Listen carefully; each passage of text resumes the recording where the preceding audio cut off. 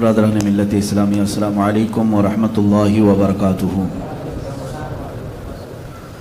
الحمدللہ الحنان المنان الذي خلق الانسان وعلمه البيان، والصلاة والسلام على رسوله سيد الانس والجان وعلى آله واصحابه ذوي الخير والاحسان، اما بعد فاعوذ باللہ من الشیطان الرجیم، بسم اللہ الرحمن الرحیم۔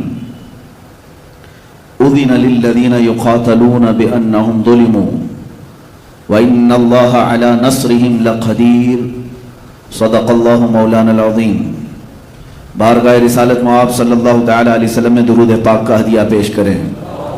اللہم صلی علی سیدنا و مولانا محمد معدن الجود والکرم وآلہ واصحابہ الکرام وابنہ الکریم وبارک وسلم صلاة دائمة سرمدا ابدا۔ عزیزان گرامی وقار، اس فانی دنیا میں زندگی گزارنے کے لیے ہر انسان کی زندگی میں دو مرحلے پیش ضرور آتے ہیں۔ زندگی کے کچھ ایام امن و امان کے ہوتے ہیں اور کچھ ایام ایسے ہیں کہ جس میں قتل و قتال اور مقابلہ آرائی ہوتی ہے۔ تو اسی طرح تاریخ کا ایک اٹوٹ حصہ رہا ہے، جب سے انسانیت کی تاریخ کا سلسلہ اس کائنات میں، اس دنیا میں شروع ہوا ہے، جنگوں کا سلسلہ بھی جاری رہا اور اب تک بھی ہے۔ اور میرے آقا صلی اللہ تعالی علیہ وسلم کی حیات طیبہ میں بھی کچھ ایسے حالات پیش آئے جن میں صحابہ اکرام رضوان اللہ تعالی علیہ مجمعین سمیت رسول پاک صلی اللہ تعالی علیہ وسلم نے جنگوں میں شرکت فرمائی، جن کو غزوہ کہا جاتا ہے۔ آج کے اس محفل پاک میں رسول پاک صلی اللہ تعالی علیہ وسلم کے غزوات مبارکہ کی کچھ جھلکیاں آپ کے سامنے رکھنے کی کوشش کروں گا۔ زندگی کا ایک حصہ رہا ہے اور خود اس رسول کریم صلی اللہ تعالی علیہ وسلم کی تعلیمات میں یہ ہے، لا تتمنوا لقاء عدوکم، کبھی تم دشمن سے مٹبھیڑ ہونے کی تمنا مت کرنا۔ یعنی بیٹھے بیٹھے روز دعا مت کرو کہ میں فلاں کے ساتھ ہماری جنگ ہو جائے، جنگ ہو جائے، جنگ کی تمنا نہ کرو۔ اللہ کے نبی صلی اللہ علیہ وسلم کی تعلیمات یہ ہیں، جہاں تک ہو سکے امن و امان قائم رکھو، اس لیے کہ جنگوں میں نقصان دونوں طرف کا بھی ہوتا ہے۔ اکثر یہ دیکھا گیا ہے جنگ ہوگی تو نقصانات ہوں گے ہی۔ تو حضور اکرم صلی اللہ تعالی علیہ وسلم کی ایک تعلیم تو یہ ہے، لیکن آگے میرے آقا نے یہ فرمایا وَإِذَا لَقِيتُمْ، ہاں اگر ایسا معاملہ پیش آ گیا کہ تم پر جنگ مسلط کر دی گئی، سامنے والے کو جنگ کے بغیر کوئی چارہ نہیں، تو پھر اللہ کے حبیب صلی اللہ علیہ وسلم فرماتے ہیں پھر تم ڈٹے رہو، پھر تم ڈٹے رہو اور مقابلہ کرو۔ یہ نہیں ہے کہ میدان چھوڑ کر بھاگ جائیں اور امن و امان کی بات کریں۔ صلح و مصالحت، امن و امان، یہ کچھ الفاظ ایسے ہیں جس کو آج مجھے سمجھانا ہے۔ میں نے دیکھا ہے اکثر لوگ اسلام کی تعبیر میں دو طرف ہیں۔ کچھ لوگ وہ ہیں جو صرف اسلام کو امن و امان، امن و امان، امن و امان یہی تعبیریں کرتے ہیں۔ بالکل اسلام کا نام ہی ہے پیس، میں بھی اس کو ایگری کرتا ہوں۔ کچھ لوگ اسلام کے متعلق صرف جنگوں کا تذکرہ کرتے ہیں کہ اس میں سخت ترین موقف اختیار کیا گیا ہے دشمنوں کے مقابل میں، تب جا کر کے اسلام اپنے پیر جما سکا، اپنی سلطنتیں مضبوط کر سکا، تو جنگوں کا ہونا، جہاد کا ہونا ضروری ہے۔ یہ بعض لوگ اسلام کی تعبیر میں صرف جہاد اور جنگ کا نام لیتے ہیں اور بعض لوگ صرف امن و امان کا نام لیتے ہیں۔ کیا اسلام کی یہ تعبیریں دونوں لوگ جو کر رہے ہیں وہ صحیح ہے؟ میرے عزیزوں، میرا کہنا یہ ہے کہ اسلام ان دونوں حالات سے گزرا ہے۔ اسلام کا بیسک فنڈا تو یہ ہے کہ وہ امن و امان چاہتا ہے پوری کائنات میں، لیکن اگر کوئی اس میں فساد مچانا چاہے تو اس کے ساتھ جہاد بھی چاہتا ہے۔ اسلام جہاد بھی کرے گا کس کے ساتھ؟ جو امن و امان میں فساد مچائے گا۔ تاریخ میں یہی ہے، لہٰذا ہمیشہ اسلام کی جب بھی تعبیر کرو تو تصویر کا ایک رخ نہ بتاؤ کہ اسلام میں میاں کسی کو کچھ نہیں کہنا ہے، اللہ اللہ کرنا ہے، تسبیح پڑھو، دعا کرو۔ ہاں یقیناً اسلام امن و امان چاہتا ہے، لیکن کب؟ ایک محقق نے بہت اچھے انداز میں کہا، بار بار اسلام اور مسلمانوں کے متعلق کچھ لوگ غیر مسلم یہ کہتے ہیں کہ اسلام تو پیس کا نام ہے، آپ جنگ کی بات نہ کریں نا، آپ جہاد کی بات نہ کریں.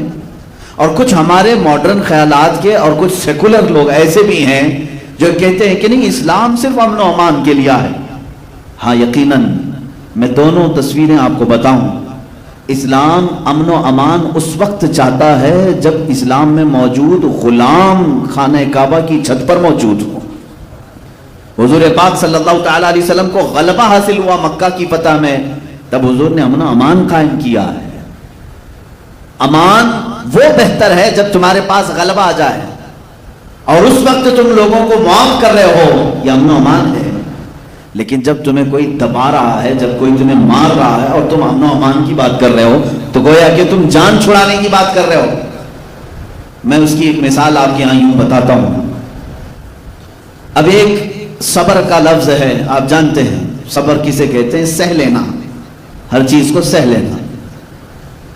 اب کوئی 4 سال کا بچہ ہے، میرے ساتھ اس کا مقابلہ ہو رہا ہے. 4 سال کے بچے کو میں نے تھپڑ مارا اور وہ 4 سال کا بچہ یہ کہتا ہے میں نے صبر کر لیا. میاں تیرے پاس صبر کے علاوہ چارہ کیا ہے؟ پلٹ کر مارنے کی طاقت بھی تو نہیں ہے. تو بڑے آدمی سے، طاقت والے آدمی سے اگر مار کھا کر کے خاموش رہا اور پھر یہ کہے میں صبر کر رہا ہوں، یہ صبر نہیں، یہ تیری مجبوری ہے، یہ مجبوری ہے. ہاں کب؟ وہ 4 سال کا بچہ مجھے تھپڑ لگا دے، مجھے تھپڑ لگا دے، میں بدلہ لینے کی طاقت رکھتا ہوں، باوجود اس کے میں نے اس کو معاف کر دیا. یہ ہے صبر. اس کو کیا کہتے ہیں؟ صبر. یہی اسلام چاہتا ہے کہ جب تمہارا غلبہ ہو اور تم دشمنوں کو معاف کر رہے ہو تو اسلام یہ امن و امان کی بات کرتا ہے. لیکن جب تمہارے ہر عضو پر، بلکہ اسلامی شعار پر حملہ کیا جا رہا ہو اور تمہیں دبانے کی کوشش کی جا رہی ہو، مارنے کی کوشش کی جا رہی ہو، اور تم یہ کہو نہیں صبر کرنا ہے ہمیں، یہ صبر نہیں ہے. یہ تم مجبوری کو صبر کا سہارا لے رہے ہو. مجبوری کا نام صبر نہیں ہے. اسی طرح امن و امان اس کو نہیں کہتے. عزیزان اکرام وقار، رسول پاک صلی اللہ تعالی علیہ وسلم کی حیات طیبہ میں 2 معاملات پیش آئے ہیں. آپ کی زندگی پاک جو 40 سال تک تھی، یہ اعلان نبوت سے پہلے کی زندگی ہے. حضور صلی اللہ تعالی علیہ وسلم نے اعلان نبوت نہیں فرمایا تھا، لیکن جب آپ کی عمر پاک 40 سال کی ہوئی، اس وقت سے لے کر آپ کی وفات 63 سال تک کتنی عمر ہوئی؟ 23 سال. آپ کی عمر مبارکہ 40 سال سے لے کر 63 سال تک کی عمر کتنی ہوئی؟ 23 سال، 23 ایئرس. اس کو ہم 2 حصوں میں تقسیم کرتے ہیں. 2 حصوں میں تقسیم کرتے ہیں. حضور صلی اللہ تعالی علیہ وسلم 40 سال سے لے کر 53 سال تک مکہ ہی میں رہے، 13 سال تک مکہ میں رہے اعلان نبوت کے بعد. اور جب آپ کی عمر مبارکہ 53 سال کی ہوئی، آپ نے ہجرت فرمایا مدینہ طیبہ کی طرف اور وہاں 10 سال قیام فرمایا. تو میں یہ 23 سال کو 2 حصوں میں تقسیم کرتا ہوں. تو 13 سالہ مکی دور ہے اور 10 سالہ مدنی دور ہے. حضور اکرم صلی اللہ تعالی علیہ وسلم کی زندگی پاک میں جو اسلام کے دن ہیں، جو اعلان نبوت کے بعد کے دن ہیں، اس میں 13 سال مکی زمانہ ہے اور 10 سال مدنی زمانہ ہے. یہ دونوں میں بڑا فرق ہے. مکی زمانے میں اور مدنی زمانے میں بڑا فرق ہے. مکی زمانے میں حضور اکرم صلی اللہ تعالی علیہ وسلم کو تبلیغ کا حکم تو تھا کہ آپ اپنے قریبی لوگوں کو اسلام کی دعوت دیں، اللہ کی طرف بلائیں. رسول پاک صلی اللہ تعالی علیہ وسلم نے دعوت کا کام شروع رکھا اور ان 13 سالوں میں بہت کم لوگ ایمان لائے، بہت کم لوگ. یہاں تک کہ آپ کو لڑنے کا اور جہاد کا بھی حکم نہیں تھا. 13 سال تک حضور پاک صلی اللہ علیہ وسلم نے ایک بھی جہاد نہیں فرمایا. مکہ کے زمانے میں، مکی دور میں ایک بھی جنگ نہیں ہوئی، ایک بھی جہاد نہیں. آج ان لوگوں کو غور سے سننا چاہیے جو اسلام کو کہتے ہیں تلوار کی زور سے پھیلا ہے. میں تمہیں بتاؤں کہ کتنے زمانے میں تلوار اٹھائی گئی ہے اور کہاں کہاں اٹھائی گئی ہے. اور جہاں میرے آقا صلی اللہ تعالی علیہ وسلم تلوار اٹھائی، آج دنیا کو ان جگہوں پر اٹھانا ضروری ہو گیا ہے تلوار. میں اس کو بھی ثابت کروں گا. رسول پاک صلی اللہ تعالیٰ علیہ وسلم کا جو دستور ہے وہ کائنات کا سب سے اعلیٰ دستور ہے. آپ کا جو نظام ہے وہ سب سے اعلیٰ نظام ہے, اس میں ایک نقص بھی نہیں, ایک عیب بھی نہیں آ سکتا. 13 سال تک کبھی مشرکین مکہ کے ساتھ قتال, جنگ, جہاد نہیں ہوا, کیونکہ اللہ کا حکم ہی نہیں آیا تھا. حضور پاک صلی اللہ تعالیٰ علیہ وسلم تبلیغ فرما رہے ہیں, بعض لوگ آیتوں کا مذاق اڑا رہے ہیں, رسول پاک صلی اللہ تعالیٰ علیہ وسلم کا استہزاء کر رہے ہیں, مذاق کر رہے ہیں. تب بھی اللہ تعالیٰ نے یہ فرمایا وَاصْبِرْ عَلَىٰ مَا يَقُولُونَ, جو لوگ کہہ رہے ہیں اس پر آپ صبر کریں. اے رسول پاک صلی اللہ تعالیٰ علیہ وسلم, آپ ان کے جواب میں قتل و قتال نہ کریں, لڑائی کرنے کا, جہاد کرنے کا حکم نہیں تھا. پھر اس کے بعد یہ 13 سال سخت ترین زمانہ ہے, مشکلات کا زمانہ ہے, مشقتوں کا زمانہ ہے. اس مکی دور میں حضور پاک صلی اللہ تعالیٰ علیہ وسلم کے غلاموں کے ساتھ انہوں نے کیسا کیسا برتاؤ نہیں کیا. حضرت بلال حبشی ان کی دشمنیوں کا اور ان کی ظلم و ستم کا ایک ایسا نشانہ بن چکے تھے کہ ان کے پورے جسم پاک میں داغ تھے, نشانات تھے. حضرت سمیہ کا انہوں نے ایسا خاتمہ کیا, وہ شہید ہو گئی. حضرت یاسر رضی اللہ تعالیٰ جو اسلام کے سب سے پہلے شہید ہیں, مکہ والوں نے انہیں قتل کر دیا, شہید کر دیا. کئی صحابہ اکرام کو جانوں سے انہوں نے ختم کیا, شہید کیا. خود رسول پاک صلی اللہ تعالیٰ علیہ وسلم پر بھی انہوں نے دست درازیاں کی ہیں, یہ تاریخ میں موجود ہے. حضرت ابوبکر صدیق ایک مرتبہ ان پر مشرکین اس قدر ٹوٹ پڑے, اتنا مارے تھے کہ آپ کا چہرہ سوج گیا تھا, آنکھیں نہیں دکھتی تھی, سوجن کی وجہ سے آنکھیں اندر جا چکی تھیں. یہ حضرت ابوبکر صدیق رضی اللہ تعالیٰ عنہ کے ساتھ انہوں نے کیا. حضرت عبداللہ ابن مسعود رضی اللہ تعالیٰ عنہ کی ناک پھوڑ دی تھی. طرح طرح کے مظالم ہوئے.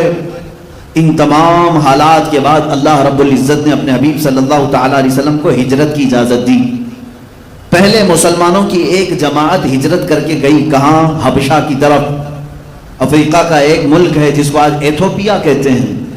ملک حبشہ کی طرف مسلمانوں کی ایک جماعت گئی جس میں حضرت عثمان ابن عفان بھی تھے رضی اللہ تعالیٰ, اور حضور صلی اللہ تعالیٰ علیہ وسلم کی صاحبزادی حضرت رقیہ بھی تھی, حضرت جعفر طیار بھی تھے.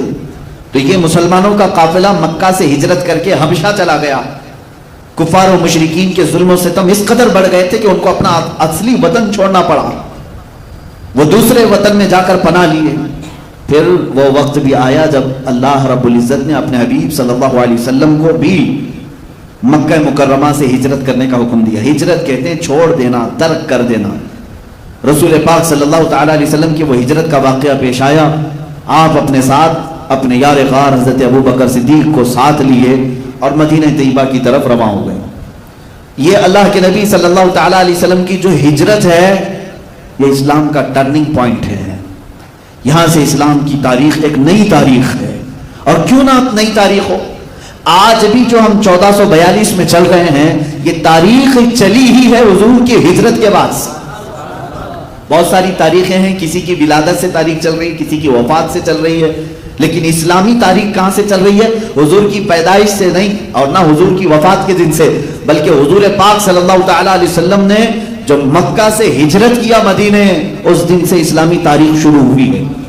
آج حضور پاک صلی اللہ علیہ وسلم کو ہجرت فرما کر 1442 ہجری ہو گئی. ہجرت کی تاریخ یہ موجود ہے. کیوں میرے عزیزو؟ یہاں سے اسلام اب نئی تاریخ لکھنے جا رہا ہے. اسلام نے ایک ایسی نئی تاریخ لکھی جس کو انگریز قلمدان مائیکل نے کہا ہے, جس نے کتاب لکھی حضور پاک صلی اللہ تعالیٰ علیہ وسلم کے متعلق کہ دنیا میں سب سے زیادہ اثر اور لوگوں میں انفلوئنس ڈالنے والی شخصیت محمد صلی اللہ علیہ وسلم ہے. اسی انگریز نے یہ کہا, اپنی کتاب میں لکھا, لوگوں نے اس سے سوال کیا پہلے تو نے محمد صلی اللہ علیہ وسلم کا نام کیوں لکھا؟ تو کہتا ہے میں نے اس پروفٹ محمد صلی اللہ علیہ وسلم کی تاریخ پڑھی, جس دن یہ اپنی دعوت کے لیے شروع کیا وہ مکہ کا پورا میدان تھا, لیکن اس کی تاریخ, اس کی دعوت پر لبیک کہنے والے صرف 2 تھے. ایک اس کی عورت تھی, ایک بھتیجا, ایک بھائی تھا حضرت علی رضی اللہ تعالیٰ, ایک عورت تھی سیدہ خدیجہ, اور ایک چچا کا بیٹا علی جس کی عمر 9 سال تھی. یہ مائیکل کہتا ہے کہ یہ دعوت شروع ہوئی تھی صرف 2 لوگوں سے. حضور نے دعوت دی دو لوگوں نے لبیک کہا. اس کے بعد اپنے قریبی ساتھیوں میں ابو بکر صدیق اور ایک غلام یہ 4-5 لوگوں سے دعوت شروع ہوئی. اور وہ مائیکل کہتا ہے شروع میں تو ایسا ہی لگا تھا کہ یہ اسی زمانے میں ختم ہو جائیں گے، اس لیے کہ ان کے مقابل میں بڑی بڑی طاقتیں مکہ میں موجود تھیں. ابو جہل مقابل میں ہے، ابو لہب مقابل میں ہے، ابو سفیان مقابل میں ہے، یہ سرداران قریش سب ایک جگہ ہیں جن کے ہاتھوں میں اس زمانے کی پارلیمنٹ ہے جہاں یہ لوگ بیٹھ کر کے فیصلے لیا کرتے تھے. تو کیا یہ 3 لوگ 4 لوگ 5 لوگ ان کا مقابلہ کر سکتے تھے؟ یہ مائیکل کہتا ہے 2 لوگوں سے شروع ہونے والی یہ دعوت میں نے آج کے زمانے میں دیکھا 1.5 ارب تک پہنچ چکی ہے. 150 کروڑ تک اس دعوت کو پھیلا دیا گیا. اور اگر یہ دعوت جھوٹی ہوتی تو 14 سینچریوں تک باقی بھی نہیں لیتی. آج تک یہ لمبی دعوت چل رہی ہے، اس کا مطلب ہے اس دعوت کے اندر ضرور کوئی سچائی موجود ہے. یہ میں نہیں کہہ رہا، ایک انگریز قلمدان جس نے تاریخ لکھی ہے، بڑی بڑی شخصیات کی. عزیزان گرامی وقار، یہ ہجرت میرے آقا صلی اللہ تعالی علیہ وسلم کی ایک ایسا اثر دکھاتی ہے. یہاں سے اسلام کی نئی نشو و نما ہوئی ہے. اسلام کی بہترین جو سیاست ہے، جو اسلام کی سلطنت کہیں، خلافت ہے، یا اللہ رب العزت کے قوانین کا نفاذ ہے، یہ ہجرت کے بعد ہو سکا ہے. ہجرت زندگی میں کچھ چیزوں کو چھوڑنے کو کہتے ہیں، لیکن جب بندہ کچھ چھوڑتا ہے تو اللہ اس کو بہت کچھ اس کے بدلے میں دیتا بھی. حضور پاک صلی اللہ تعالی علیہ وسلم ہجرت فرما کر جب مدینہ طیبہ تشریف لائے، اب یہاں پر جو حالات تھے وہ مکہ جیسے حالات نہیں تھے. مدینہ نرم دل لوگوں کی زمین تھی، وہاں پر لوگوں نے استقبال کیا تھا. اللہ کے حبیب صلی اللہ تعالی علیہ وسلم جب تشریف لائے، آج بھی حدیث کی کتابوں میں موجود ہے، حضور پاک صلی اللہ تعالی علیہ وسلم کے آنے سے تقریباً 6 یا 7 دن پہلے ہی مدینے کی گلیوں میں یہ بات مشہور ہو چکی تھی کہ محمد صلی اللہ علیہ وسلم مکہ چھوڑ کر مدینے آ رہے ہیں. آلریڈی وہاں پر 100 سے زیادہ گھروں میں اسلام موجود تھا حضور صلی اللہ تعالی علیہ وسلم کے آنے سے پہلے. کیونکہ حضور جب دعوت شروع فرما چکے تھے مکہ میں، تو مدینے سے قافلے آتے تھے حج کے لیے اور وہ حضور پر ایمان لاتے تھے، واپس جاتے اپنے شہر میں پھر تبلیغ کرتے. کئی لوگ حضور کے مدینے آنے سے پہلے ہی اسلام میں تھے، ایمان میں تھے. اب یہاں پر آپ کو میں بتاؤں، حضور پاک صلی اللہ تعالی علیہ وسلم جب تشریف لا رہے تھے مدینے میں، دونوں حالات بالکل الگ ہیں. مکہ میں بھی حضور آئے ہیں اور مدینے میں بھی حضور آئے ہیں، دونوں جگہ آنے کی کیفیت الگ ہے. حضور پاک صلی اللہ تعالی علیہ وسلم مدینے میں جب آئے تو تاریخ میں ہے بنو نجار قبیلے کی ساری بچیوں کے ہاتھ میں دف تھے اور وہ سنیت الوداع کی گھاٹیوں پر چڑھ جاتی تھی اور روزانہ صبح سے شام تک انتظار کرتی تھی. جس دن حضور پاک صلی اللہ تعالی علیہ وسلم اپنے رفیق سفر صدیق اکبر کے ساتھ قبا کی طرف سے نمودار ہوئے، جلوہ بار ہوئے، مدینے کی خوشیوں کا حال یہ تھا، حدیث میں موجود ہے، ساری مدینے کی عورتیں اپنے گھروں کے چھتوں پر چڑھ گئیں، مرد حضرات اپنی گلیوں میں اور راستوں پر نکل آئے، اور چھوٹے بچیاں اور کچھ نوجوان جو جنگی لباس پہنے ہوئے تھے، تلوار بھی ان کے ہاتھ میں تھے، نیزے بھی ان کے ہاتھ میں تھے، اور وہ جو ان کے آڑ کے لیے جو ڈھال ہوتے تھے تو تلواروں کو ڈھال سے بجاتے بجاتے سنیت الوداع کی گھاٹیوں تک پہنچ گئے اور سب بیک زبان کہتے تھے طلع البدر علینا من ثنیات الوداع وجب الشکر علینا ما دعا للہ داعی. یہ ہمارا بریلویوں کا کیا ہوا سلام نہیں ہے، یہ مدینے کی وہ صحابیات بچیوں کا سلام ہے جنہوں نے حضور کا مدینے میں استقبال کیا ہے. ارے میرے عزیزو، یہاں مجھے بات یہ کہنی پڑتی ہے کہ اگر آج ہم میلاد میں کہتے ہیں نور والا آیا ہے، نور لے کر آیا ہے، یہ جو نعتیں پڑھتے ہیں تو در حقیقت یہ مدینے والوں کی ترجمانی کر رہے ہیں. انہوں نے بھی حضور کا استقبال کیا تھا اور یہ کہا تھا اللہ والا ہمارے شہر میں آیا ہے. انہوں نے تو بڑی بات کہی تھی طلع البدر علینا، انہوں نے کہا 14ویں کا چاند ہم پر طلوع ہو گیا ہے. من سنیات الوداع، یہ سنیت الوداع کی گھاٹیوں سے 14ویں کا چاند ہم پر طلوع ہو گیا ہے. وجب الشکر علینا ما دعا للہ داعی، یہ اللہ کی طرف بلانے والا پیغمبر جب تک بلاتا رہے گا ہم سب مدینے والوں پر اس کا شکر واجب ہوگا. یہ بچیاں پڑھ رہی تھیں. اب مجھے یہاں سمجھ میں آیا، بعض لوگ یہ کہتے ہیں جب حضور پیدا ہوئے تھے تو کوئی میلاد نہیں منائے تھے مکہ میں، ہے نا؟ حضور جب پیدا ہوئے تھے میلاد مکہ والوں نے نہیں منایا، آپ کیوں منا رہے ہیں؟ تو جواب میں آپ یہ کہیں جب حضور مکہ میں پیدا ہوئے تھے تب مسلمان تھے کہاں؟ حضور نے تو 40 سال کے بعد اعلان کیا ہے. نہیں، حضور نے 40 سال بعد اعلان فرمایا. مکہ میں حضور پاک صلی اللہ تعالی علیہ وسلم جس وقت جلوہ گر ہوئے تھے خوشیاں منائی گئی. اور بات ہے کہ تمہاری آنکھیں نہیں دیکھتی. اس وقت تو جبرائیل امین خوشی منا رہے تھے، ملائکہ خوشیاں منا رہے تھے. لیکن اگر تم دنیاوی باتیں کرتے ہو ظاہری طور پر تو میں مانتا ہوں مکہ والوں نے خوشیاں نہیں منائی تھی، اس لیے کہ وہاں سب کافر تھے، اکثر کافر تھے، مشرکین تھے. لیکن مجھے یہ بتاؤ مدینے جب وہ رسول آئے تھے تو خوشیاں منائی گئی تھی کہ نہیں؟ اس لیے کہ مدینے میں پہلے سے مسلمان موجود تھے.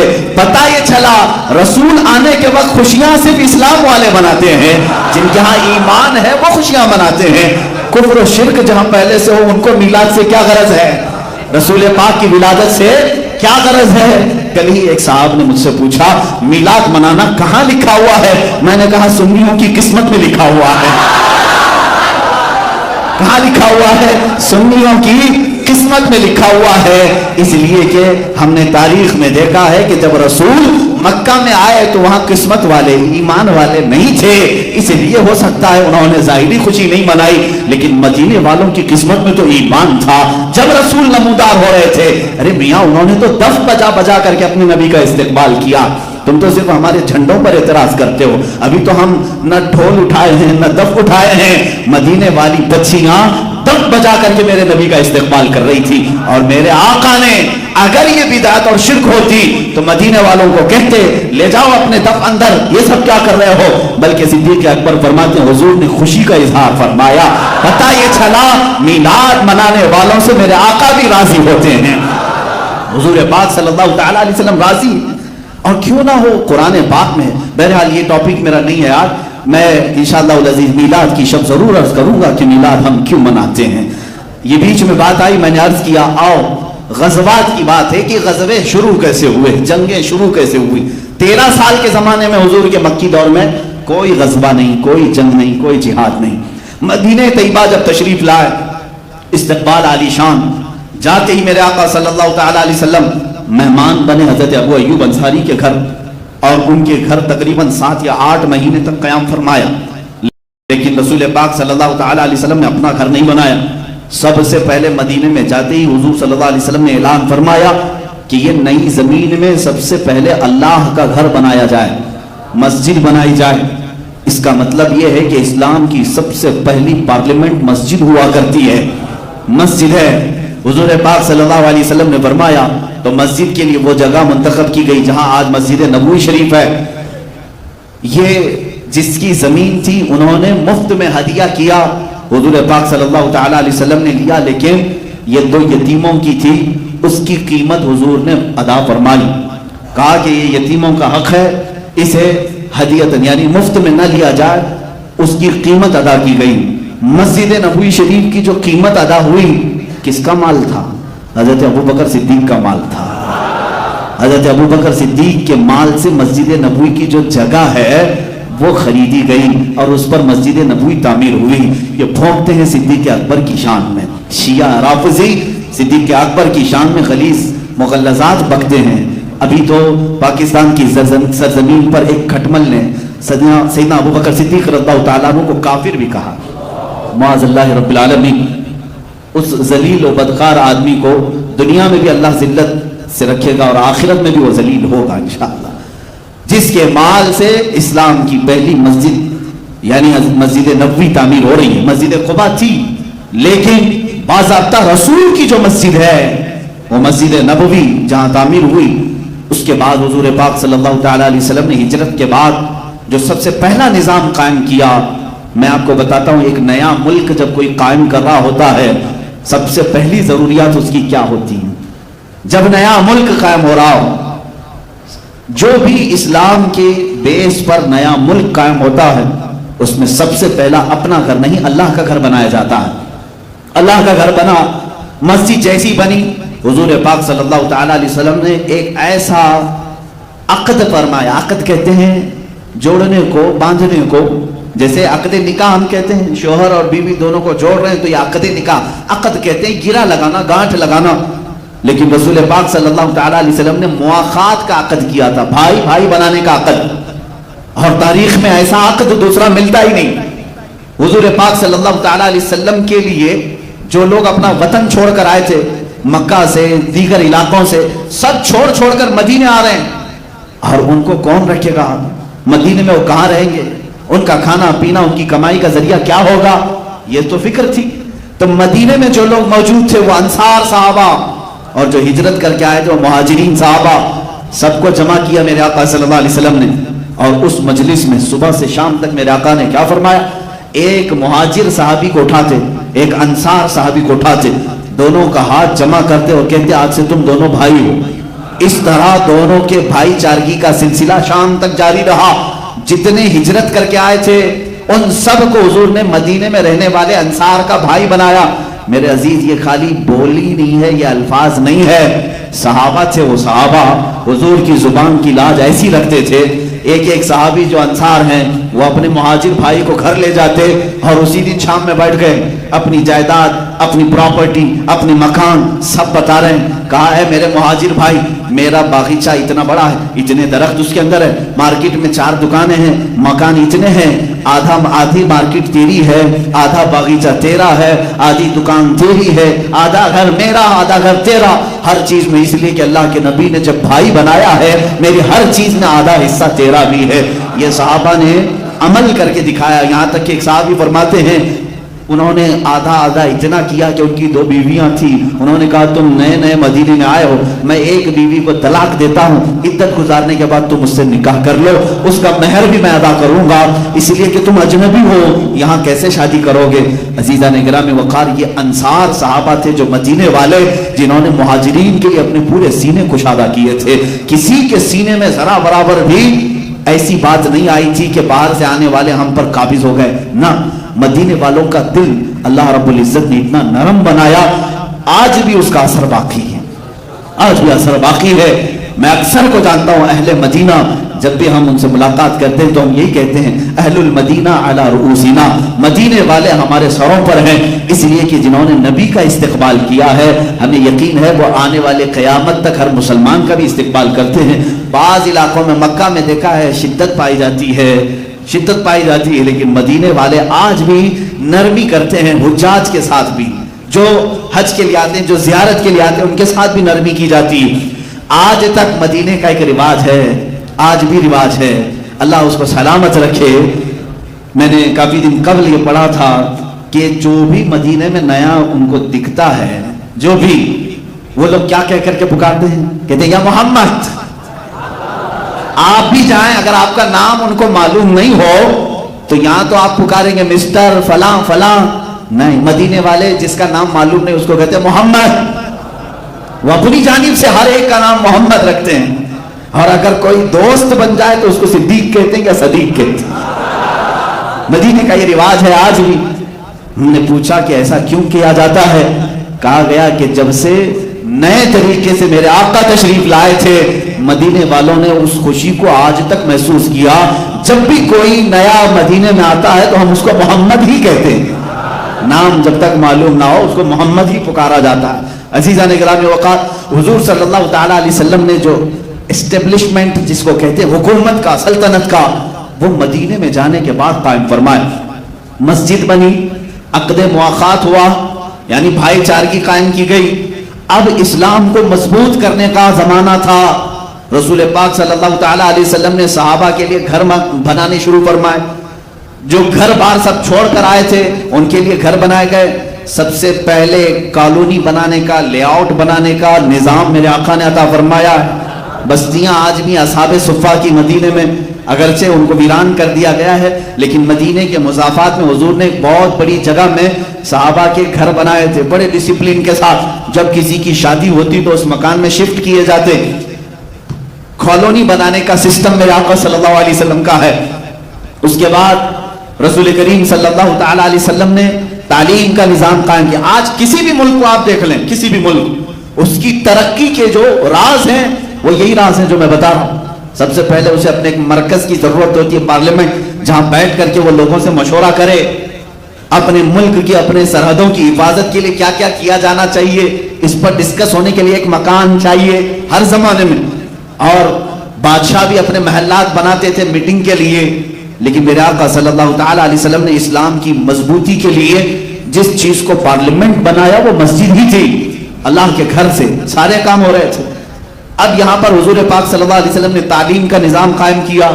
تعلیم کا نظام تو ایسے کہ اللہ اکبر، وہ دنیا کی سب سے بڑی یونیورسٹی ہوگی جہاں شاگرد صحابہ ہیں، استاد رسول اللہ ہیں. میرے آقا صلی اللہ تعالی علیہ وسلم انہیں ہر چیز کا علم دیتے رہے، صحابہ بھر بھر کر پیتے رہے، علم کی سوغات لیتے رہے. یہ تمام نظام قائم کس لیے کیا؟ امن و امان کے لیے کیا. جب میرے آقا صلی اللہ تعالی علیہ وسلم آئے، پھر اس کے بعد زراعت کے اصول، باغیچہ، شجرکاری، یہ سب میرے آقا نے فرمایا.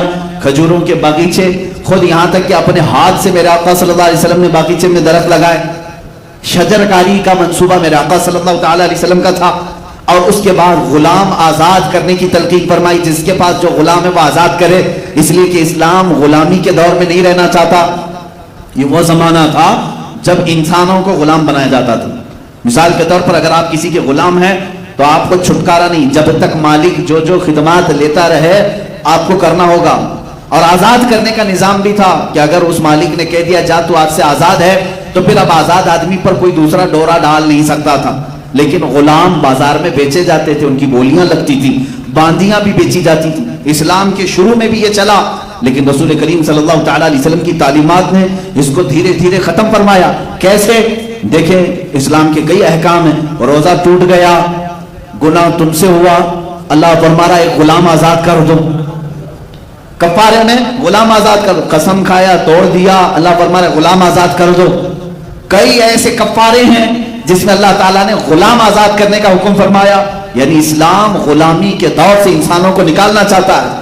اور یہ سلسلہ شروع ہوا مدینہ طیبہ میں. کتنے غلام آزاد کیے گئے؟ بے شمار. حضرت ابوبکر صدیق رضی اللہ تعالیٰ عنہ کا تو محبوب مشغلہ تھا. آپ مال جمع کرتے اور جو بھی کوئی غلامی کی زنجیروں میں جکڑا ہوا ہے اس کے مالک سے جا کر بات کرتے، یہ غلام میرے ہاتھ میں کتنے میں بیچے گا؟ وہ کہتا اتنے اتنے درہم میں. حضرت ابوبکر وہ غلام خریدتے اور اس غلام کو لا کر حضور کے پاس چھوڑ دیتے اور کہتے آج سے تو آزاد. حضرت بلال حبشی ابوبکر صدیق رضی اللہ تعالیٰ عنہ کے آزاد کردہ غلام. حضرت سلمان فارسی رضی اللہ تعالیٰ مال صدیق اکبر سے آزاد کیے ہوئے ہیں. پہلے آپ بھی غلام تھے. کئی صحابہ ہیں جو غلامی کے زمانے میں زندگی گزار رہے تھے اور انہیں آزاد کرنے کا حکم دیا گیا. مسلمانوں، اپنے بھائیوں کی آزادی کی فکر کرنا یہ صدیقی ایمان ہے. اگر کوئی قید ہے، ناحق اگر کسی کے اوپر مقدمات ہے، جیل میں ہے، تم یہ مت سوچو کہ میں روٹیاں پکا پکا کر کھاتا رہوں، وہ تو گیا ہے اندر. تمہیں اپنے بھائی کی فکر ضرور کرنی چاہیے. اپنے بھائی کی فکر کرو. جو ناحق مقدموں میں پھنس جائے یا قید ہو جائے اسے آزاد کرانے کی فکر یہ ایمان ابوبکر صدیق میں سے آتا ہے. صدیق اکبر رضی اللہ تعالیٰ عنہ کے محبوب مشغلے میں سے. اب یہ جو اسٹیبلشمنٹ ہے سلطنت اسلام کا، مملکت خدا داد جس کو کہیں آپ، جب بھی کوئی ایک نئی کنٹری بنا رہا ہے تو کیوں بنائے گا؟ اس کے فالوورز کے لیے اچھی زمین ملے، اچھی ہوا ملے، سکون و اطمینان کے ساتھ رہے. اب میں آپ کو بتاتا ہوں جنگیں کیوں ہوتی اور اسلام کی جنگیں جو شروع ہوئی اس کی وجہ کیا ہے. اب میں آپ کے ذہن کو قریب کرتا ہوں، اس کا کچھ لوگ غلط معنی نہ نکالیں. میں پوری ایک جماعت کو لے کر شفٹ ہو گیا. چاہنے والے تھے، اللہ والے تھے، یہاں تکلیفیں زیادہ ہو رہی تھیں، ایک جگہ ہم شفٹ ہو گئے. مقصد کیا تھا ہجرت کرنے کا ہمارا؟ تاکہ لوگوں کے فتنوں سے دور ہو جائیں، ہم اللہ رب العزت کے نظام پر آزادی کے ساتھ عمل کر سکیں. بات یہی ہے. ہم سب ایک جگہ جمع ہوئے ہیں. ہمارا مقصد تو یہی ہوگا کہ ہم اپنے بچوں کو خوب پڑھائیں گے، زمینوں پر محنت کریں گے، زراعت ہوگی، فصل ہوگی، ہم کھائیں گے، خوشیوں سے رہیں گے، اس اصول پر عمل کریں گے، کسی کو نہیں چھیڑیں گے، ہم اللہ کی رضا چاہیں گے. یہی رہے گا ہمارا مقصد. چلیے اب دوسرا مسئلہ. اب آپ چلے آئے میرے ساتھ سارے لوگوں کے فتنوں سے دور. اب ہم نے ایک جگہ بھی محفوظ کر لی، سب کچھ اچھا چل رہا ہے، لیکن دشمنوں کو دیکھا نہ گیا، وہ ادھر بھی آنا شروع ہو گئے. اب جو ہم نے نیا نظام قائم کیا تھا اس پر شبخون مارنے لگے. جگہ جگہ سے مسلمانوں کو یا ہماری جماعت کو قید کرنے لگے، ایک ایک کو گرفتار کرنے لگے. اب کیا ہوگا بتاؤ؟ ہم وہاں سب چھوڑ کر کے آئے تمہارے فتنوں سے بچنے کے، تم یہاں بھی آ رہے ہو، تب تلوار اٹھانی پڑتی ہے، تب ڈیفنس کرنا پڑتا ہے۔ عزیزان گرامی، یہ پوری دنیا کا دستور ہے۔ تم اسلام کو جرم کے اعتبار سے دیکھتے ہو، ان ظالموں سے میں کہتا ہوں جن کے ہاتھوں میں ہزاروں لوگوں کا خون ہے، آج جو کرسیوں پر بیٹھے ہیں اور اسلام پر تھوکتے ہیں، اللہ رب العزت ان کے لیے کافی ہے، جو اسلام کے متعلق یہ کہتے ہیں کہ ہر ایک کو تلوار کے زور سے انہوں نے اپنے اندر کیا۔ تم کیا کر رہے ہو آج؟ تم کون سے زور سے ڈرون تیار کر رہے ہو، پیٹریوٹ میزائل، نیوکلیئر، ان تمام ہتھیاروں کی خریداری میں ایک دوسرے سے آگے بڑھنے کی سب کی دوڑ ہے، اور سب یہی طاقت بنانا چاہ رہے نہیں ہے۔ آج ہر کنٹری اپنے سرحد کی حفاظت کر رہی ہے کہ نہیں کر رہی؟ ہر ملک اس کی اپنی فوج ہے، اس کے اپنے سولجرز ہیں، بارڈر پر ہر ایک کنٹری نے سولجرز لگا رکھے ہیں۔ اگر کوئی دوسری کنٹری والا اس میں داخل ہوتا ہے تو کیا ہوا، اس کو مرحبا مرحبا کہہ کے بلا لیں گے؟ کوئی ایک ملک والا دوسرے ملک میں زبردستی گھسے بلا لیں گے؟ میں پوچھتا ہوں، ہندوستان ہمارا محبوب وطن ہے، ہمارا آبائی وطن ہے، لیکن اس کی سرحدوں کی حفاظت بھی ہماری ذمہ داری۔ ہم اگر سرحدوں پر کھڑے رہیں، کوئی بھی اگر اس میں داخل ہونا چاہے، چائنا جیسے گھس رہا ہے، پاکستان کی طرف سے دراندازی ہو، بنگلہ دیش کی طرف سے ہو، کسی بھی پڑوسی ملک سے ہو، میں پوچھتا ہوں کیا ملک کی حفاظت کرنے والی جو بھی آرمی ہے یا جو حکومت ہے باہر کے ملک والے کو مرحبا کہہ کر کے اندر لے لے گی؟ اگر لیتی ہے تو اس کو بزدل کہتے ہیں، جیسے آج ہماری حکومت انہوں نے تو قبول کیا ہے بہت ساری جگہوں پر، چائنا کو بھی اندر لے لیا، ان کو بھی اندر لے لیا، اور ادھر 56 انچ کا بتاتے گھومتے ہیں ہمارا اتنا بڑا سینہ ہے، اتنا بڑا سینہ ہے۔ تمہارے سینے کی کیا ضرورت ہے؟ عزیزان گرامی وقار، کوئی بھی ملک کسی بھی ملک کی دراندازی کو ایکسپٹ نہیں کرتا۔ یہ اسلام نے کیا۔ مدینہ طیبہ جب میرے آقا تشریف لے گئے، مدینہ محفوظ و مامون تھا، صحابہ اکرام سب اچھائی سے وہاں عمل کر رہے تھے، لیکن مکہ کے مشرکین، اندازہ کرو آپ 400 کلومیٹر دور سے بھاگ کر کے مدینے میں خرابی پیدا کرنے کے لیے آ رہے ہیں، 400 کلومیٹر سے آ رہے ہیں، مدینہ آئے، راتوں رات آئیں گے، کسی کے کھجوروں کے باغ میں آگ لگا کر بھاگ جائیں گے، جو مسلمان کام کر رہے ہوں ان میں سے کسی ایک کو گرفتار کریں گے، ان کو قتل کر کے بھاگ جائیں گے مکہ۔ یہ ساری چیزیں مدینے میں آ کر کے وہ کر رہے تھے۔ مجھے بتاؤ کیا رسول پاک صلی اللہ تعالی علیہ وسلم کو ڈیفنس کا حق نہیں تھا؟ صحابہ اکرام اپنی سرحدوں کی حفاظت نہیں کریں گے؟ اسی لیے ہم کہتے ہیں ہم کو یا اسلام کو نہ چھیڑو مت، اس لیے کہ بہت دن تک اللہ ہمیں صبر کا حکم دیتا ہے، 13 سال تک صبر کا حکم دیا، لیکن تمہاری چھیڑ خانی زیادہ ہو گئی، تب پھر مولا نے بدر میں جانے کا حکم دیا، اور وہ دھول چٹائی کہ 14 صدیاں ہو گئی، درد ابھی بھی ان کا کم نہیں ہو سکا۔ خیبر میں وہ دانت توڑے ہیں مولا علی کرم اللہ وجہہ الکریم نے، کہ 14 صدیوں بعد بھی یہودیوں کے سینوں میں ابھی بھی زخم موجود ہے، آج بھی وہ تڑپ رہے ہیں اس شکست کو لے کر۔ یہ لیکن شروعات کس نے کی تھی؟ کیڑا کاٹا کس کو تھا؟ کسے کھجلی ہو رہی تھی؟ امن و امان کو غارت کرنے کی کون سوچ رہا تھا؟ مکہ والے، جبکہ انہیں یہ ہونا چاہیے تھا مکہ چھوڑ کر کے چلے گئے، جانے دو ہمارے وطن میں کچھ نہیں ہو رہا ہے، نہیں، لیکن وہ مکہ سے اپنے وفد بھیجتے، مدینے رات میں آ کر باغیچوں میں آگ لگا رہے ہیں، مزدور صحابہ کو پکڑ کر مار رہے ہیں، کوئی تجارت میں جا رہا ہے تو اس کا مال لوٹ رہے ہیں، تو کیا یہ برداشت کیا جائے گا؟ اب اسلام نیا ملک بنا چکا ہے، اب برداشت نہیں ہوگا۔ یہ سلطنت خداداد تھی۔ اب اللہ کے نبی صلی اللہ تعالی علیہ وسلم کے ساتھ جو معاملات ہوئے وہ یہ ہے، کئی غزوے ہوئے ہیں، جنگ بدر کا نام تو آپ نے سنا، یہ اسلام کی پہلی بڑی جنگ ہے، لیکن تقریباً 5 یا 6 جنگیں اس سے قبل بھی ہوئی، لیکن اس میں لڑائیوں کی نوبت نہیں آئی، مڈبھیڑ ہوئی، وہ ادھر سے ادھر چلے گئے، ادھر سے ادھر آ، لیکن جس میں جنگ ہوئی گھماسان کی وہ بدر تھی۔ یہ 2 ہجری کی بات ہے، رسول پاک صلی اللہ تعالی علیہ وسلم اپنے صحابہ کو لے کر مدینہ طیبہ سے تقریباً 160 کلومیٹر دور تک تشریف لائے، اس لیے کہ ابو سفیان بہت بڑا مال کا قافلہ لے کر مکہ سے تجارت کے لیے ملک شام جا رہا ہے۔ اب آپ سوچیں مال کس کا ہے بیچنے جو جا رہے ہیں؟ یہ وہ صحابہ جو اپنے گھر چھوڑ آئے تھے، ان کا سب سامان سمیٹ کے ملک شام بیچنے جا رہے ہیں، ان کا بھی اس میں مال تھا، مکہ والوں کا بھی مال تھا، تو کیا مدینے میں آئے ہوئے صحابہ کا اتنا حق نہیں تھا کہ ہمارا مال ہمیں دے دو؟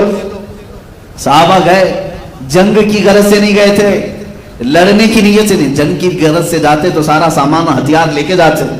جنگ بدر میں جن لوگوں صحابہ کے ساتھ جو سامان تھا، تاریخ پڑھیں گے تو آپ کو حیرت ہوگی، 313 مسلمان ہیں، ان میں 8 گھوڑے ہیں، 8 یا 12 یا جو بھی، 1 عشرے سے زیادہ گھوڑے نہیں، سب پیدل ہیں، اور اکثر کے پاس تلواریں نہیں۔ بعض صحابہ کہتے ہیں کچھ لوگوں کے پاس تلواریں ہیں تو ایسی کہ سبزی بھی نہیں کٹتی تھی اس سے۔ یہ بدر میں جانے والے صحابہ ننگے پیر چل رہے ہیں، اور جب بدر کے میدان کے قریب پہنچے، یہاں تو صرف مطالبہ کرنا تھا، جو ہمارا مال مکہ میں ہم چھوڑا ہے تم بیچنے کے لیے ملک شام لے جا رہے ہو، ہمیں دے دو ہمارا مال۔ لیکن ابو سفیان راستہ کاٹ کر کے ملک شام پہنچ بھی گیا، تجارت بھی کیا، نفع بھی کمایا، واپس مکہ بھی پہنچ گیا، مکہ چلا گیا۔ لیکن ابو سفیان نے پہلے سے مکہ خبر بھیج دی تھی، اے مکہ والوں، محمد صلی اللہ علیہ وسلم اپنے ساتھیوں کے ساتھ مدینے سے باہر آ چکے ہیں، ہمارا قافلہ لوٹ لیں گے، مال سب ختم ہو جائے گا، تم سب آ جاؤ۔